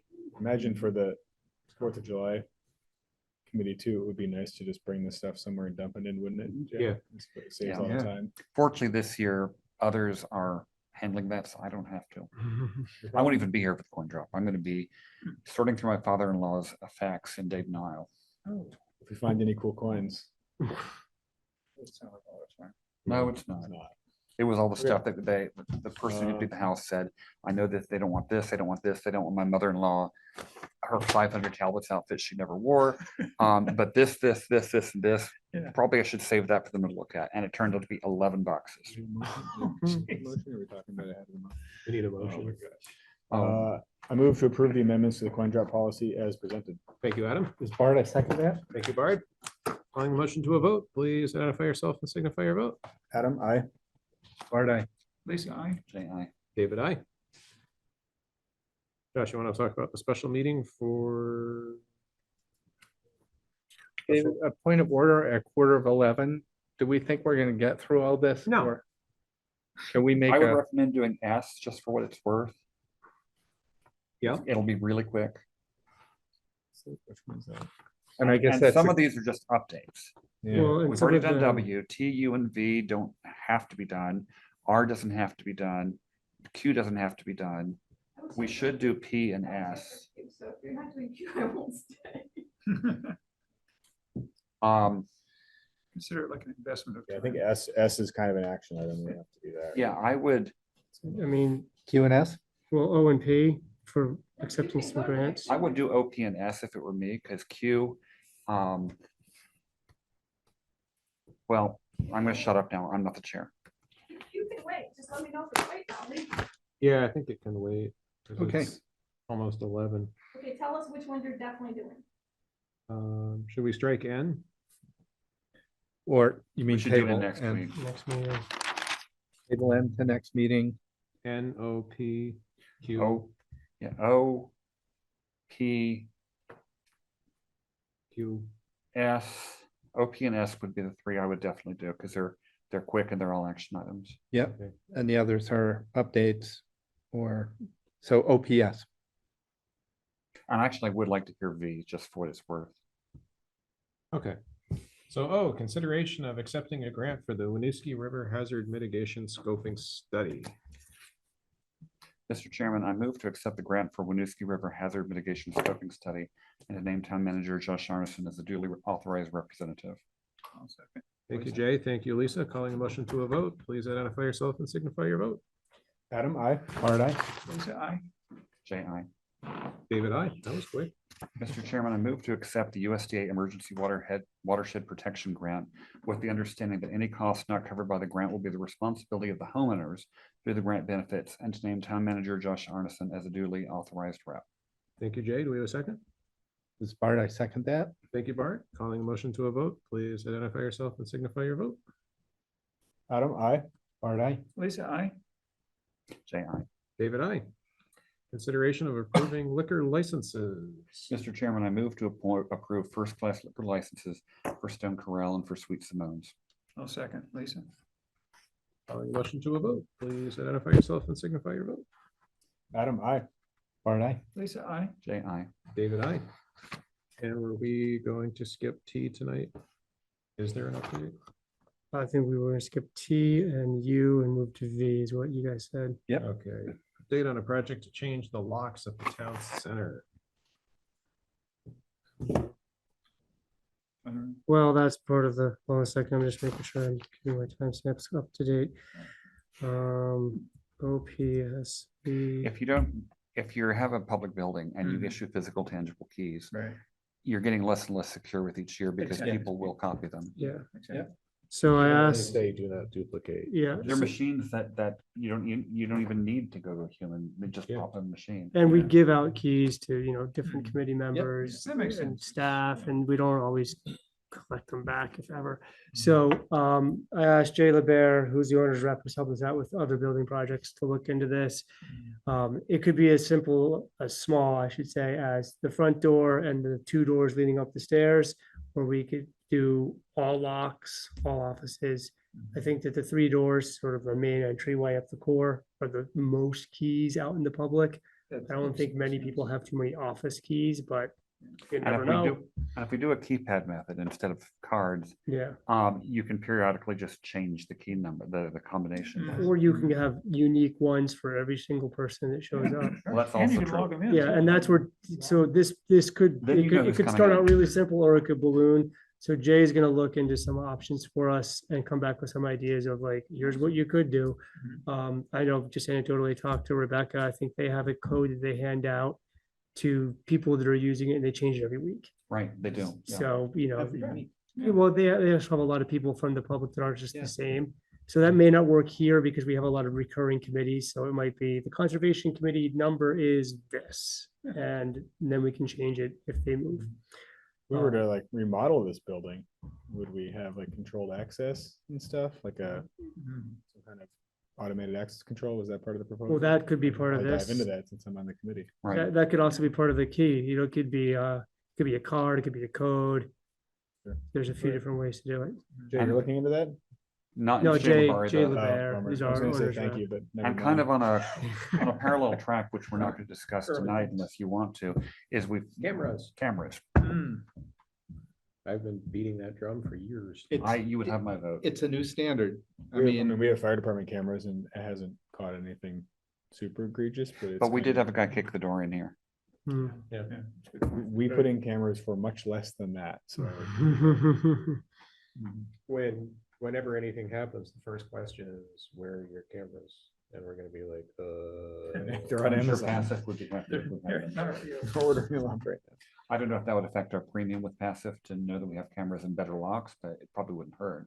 I can ask Jay about cameras too. I think they're related. Yeah. I think we should view them as improved security. I mean, just look at the assets in this building and the town garage when, a truck is $200,000 before it's equipped with all the clouds and lights. and radios. It does strike me that again, job sites always have this. It's like, well, what do you have for cameras to stop people from stealing stuff? And the cameras don't stop people from stealing stuff. Mhm. They just document people people stealing stealing stuff. stuff. So there is, the locks do hopefully prevent that. The cameras don't prevent that. They just make sure that it makes sure they're hooded when they do it. They're And I know- really deterrent. I know we're at Somebody it. doesn't take the bait. I know we're running late on time, but I always wonder how we get these crystal clear high def images from Mars. And anytime It's a like bank is grainy. robbed, they show this grainy footage of. That's because the cameras haven't been updated since 1972. Mars has got like NASA PhDs working on that. Imaged the My first sister black was one hole, of and there's them. like a- So like, there you go. Well, she used to be. So passive might, somebody sister. mentioned this. Wow, I'll tell you later. that's cool. Yeah. Back in college, she did some of the rover stuff. Oh, man. Yeah. Passive might have an interest in our approach to improve Yeah, security. agree. and Yeah. cameras. Okay, I guess we're ready for approval of minutes, warrants and purchase orders. I thought we kicked that off the next meeting. We're only 6 minutes late, guys. Yeah, look at that. I'll start with a motion to Okay. approve the draft minutes of the May 6th meeting. Mr. Chairman, I move to approve the draft minutes of the May 6th meeting. Bart, I'll second that. Any corrections need to be made? Hearing none, calling the motion to a vote. This is a motion to approve the draft minutes of the May 6th meeting. Please identify yourself and signify your vote. Adam, I. Bart, I. Lisa, I. Jay, I. David, I. Next, I would entertain a motion to approve the minutes of the May 13th meeting. Mr. Chairman, so moved. Bart, I'll second that. Calling the motion to a vote, please identify yourself and signify your vote. Adam, I. Bart, I. Lisa, I. And Jay, I. And David, I. Still alive. Let's do the warrants. Purchase order, Now do the purchase orders. keep it in order. I have a motion to approve purchase order 4818. Which is for county taxes. Mr. Chairman, I move we approve purchase order 4818 for county taxes at the amount of $26,438. Jay, second. Motion made by Lisa Miller, seconded by Jay Furr. Calling the motion to a vote, please identify yourself and signify your vote. Adam, I. Bart, I. Lisa, I. Jay, I. David, I. Motion carries. Now warrants. Now I will entertain a motion to approve the warrants. Mr. Chairman, I make a motion to approve the warrants. Thank you, I will Jay. second. Thank you, Lisa. Lisa. Any questions on the warrants? Hearing none, calling the motion to a vote, please identify yourself and signify your vote. Adam, I. Bart, I. Lisa, I. Jay, I. David, I. Items for next agenda, Recreation Committee, Richmond Land Trust flooding, All the stuff we skipped, all the obviously. stuff we skipped. I think two things are coming up. I'm not sure the next committee, but open public meetings, some of us, I know I participated in a VLCT I did too. webinar on Yeah, open and Lisa public did too. meeting one. I think, and then I don't know who got this, but from one of our other committees said, oh, I didn't know this stuff, and most of the people in our committee didn't know this stuff. So I think we should reboot open public meeting law, and it follows well, having just reappointed people. That's a good. Subcommittees are not immune to this. You still have to do all these things. Right. Lisa and I did a whole overview for the Conservation Commission. Right. And then I sent them the slides and the Q&A from the training. I think we should do something, Yeah. I'm not sure we need to do it, but I think that the members of those committees, commissions, work Mhm. groups need to be rebooted about open public One of meeting. their bigger dilemmas is if they have a subcommittee that goes and figures out some things and then comes back.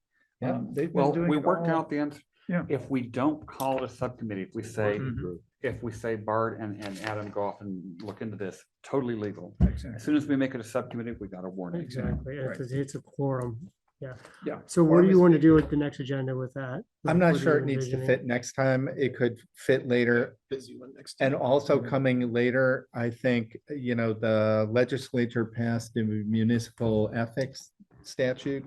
Yes. So that doesn't go into effect until July. Probably, not So having read it. any like illegal stuff we want to do, we got to do now. Right, hurry it I'm up. thinking that sometime after July, whether it's VLCT or somebody's gonna have some training, and I think it should go similarly across all our boards, commissions. Mhm. We heard comments about DRB doesn't do this, planning commission doesn't do that, or we don't do that. So I think it's just a reboot, when that comes out, the statute and then guidance about what it means for all of us for ethics. Mhm. I would like to point out that the Weir of Cole has documented his compliance with the ethics policy on the op-ed page of the Washington Post. This is true. You set a high bar. Still a volunteer position. Well, that goes into effect July 1st. I think so. Does that then supersede all town ethics policies? That's the idea. Yeah. Yeah. And that, Yep. it's happening in 6 weeks? Great. I haven't read the law because it was like, is it gonna pass or not? And you Yeah. don't really pay attention to these things until they pass, right? Try to And I'm see sure if we- VLCT will have some trickle down about what it Yeah. means. I'll see if VLCT's got any guidance and we can discuss that at the next meeting, because that also, typically we send out the ethics policy now to all of our town committees Right. because we just reappointed members. And if that's only in effect for the next 4 weeks, Or for some period of time until we Yeah. get better training, like this is it until we do a a new one. I mean, I Yeah. suspect it'll take, the new training will probably be a statewide training. Yeah, VLCT does not even It'll have take its some own- time before it goes. Yeah. It's not gonna happen the first day. Yeah. I would imagine, I wonder if it, They've only got the 2019 law on here. okay, well then I'll check in to see if they've got anything, if it even kicks in. I mean, it might not kick until January. Or what the like, who timeline knows? is, Yeah, we may we'll start with see. this one and send it out and say, hey, you know, at some point in the future, there will be an updated one because of new statute. All right. Mr. Chairman, I move we adjourn. Thank you, Jay. Do we have a second? Third, second. All those in favor of adjournment, please identify yourself and signify your vote. Adam, I. Bart, aye. Lisa, I. Thanks, everybody. Thanks, everybody. Sorry it got to us slow.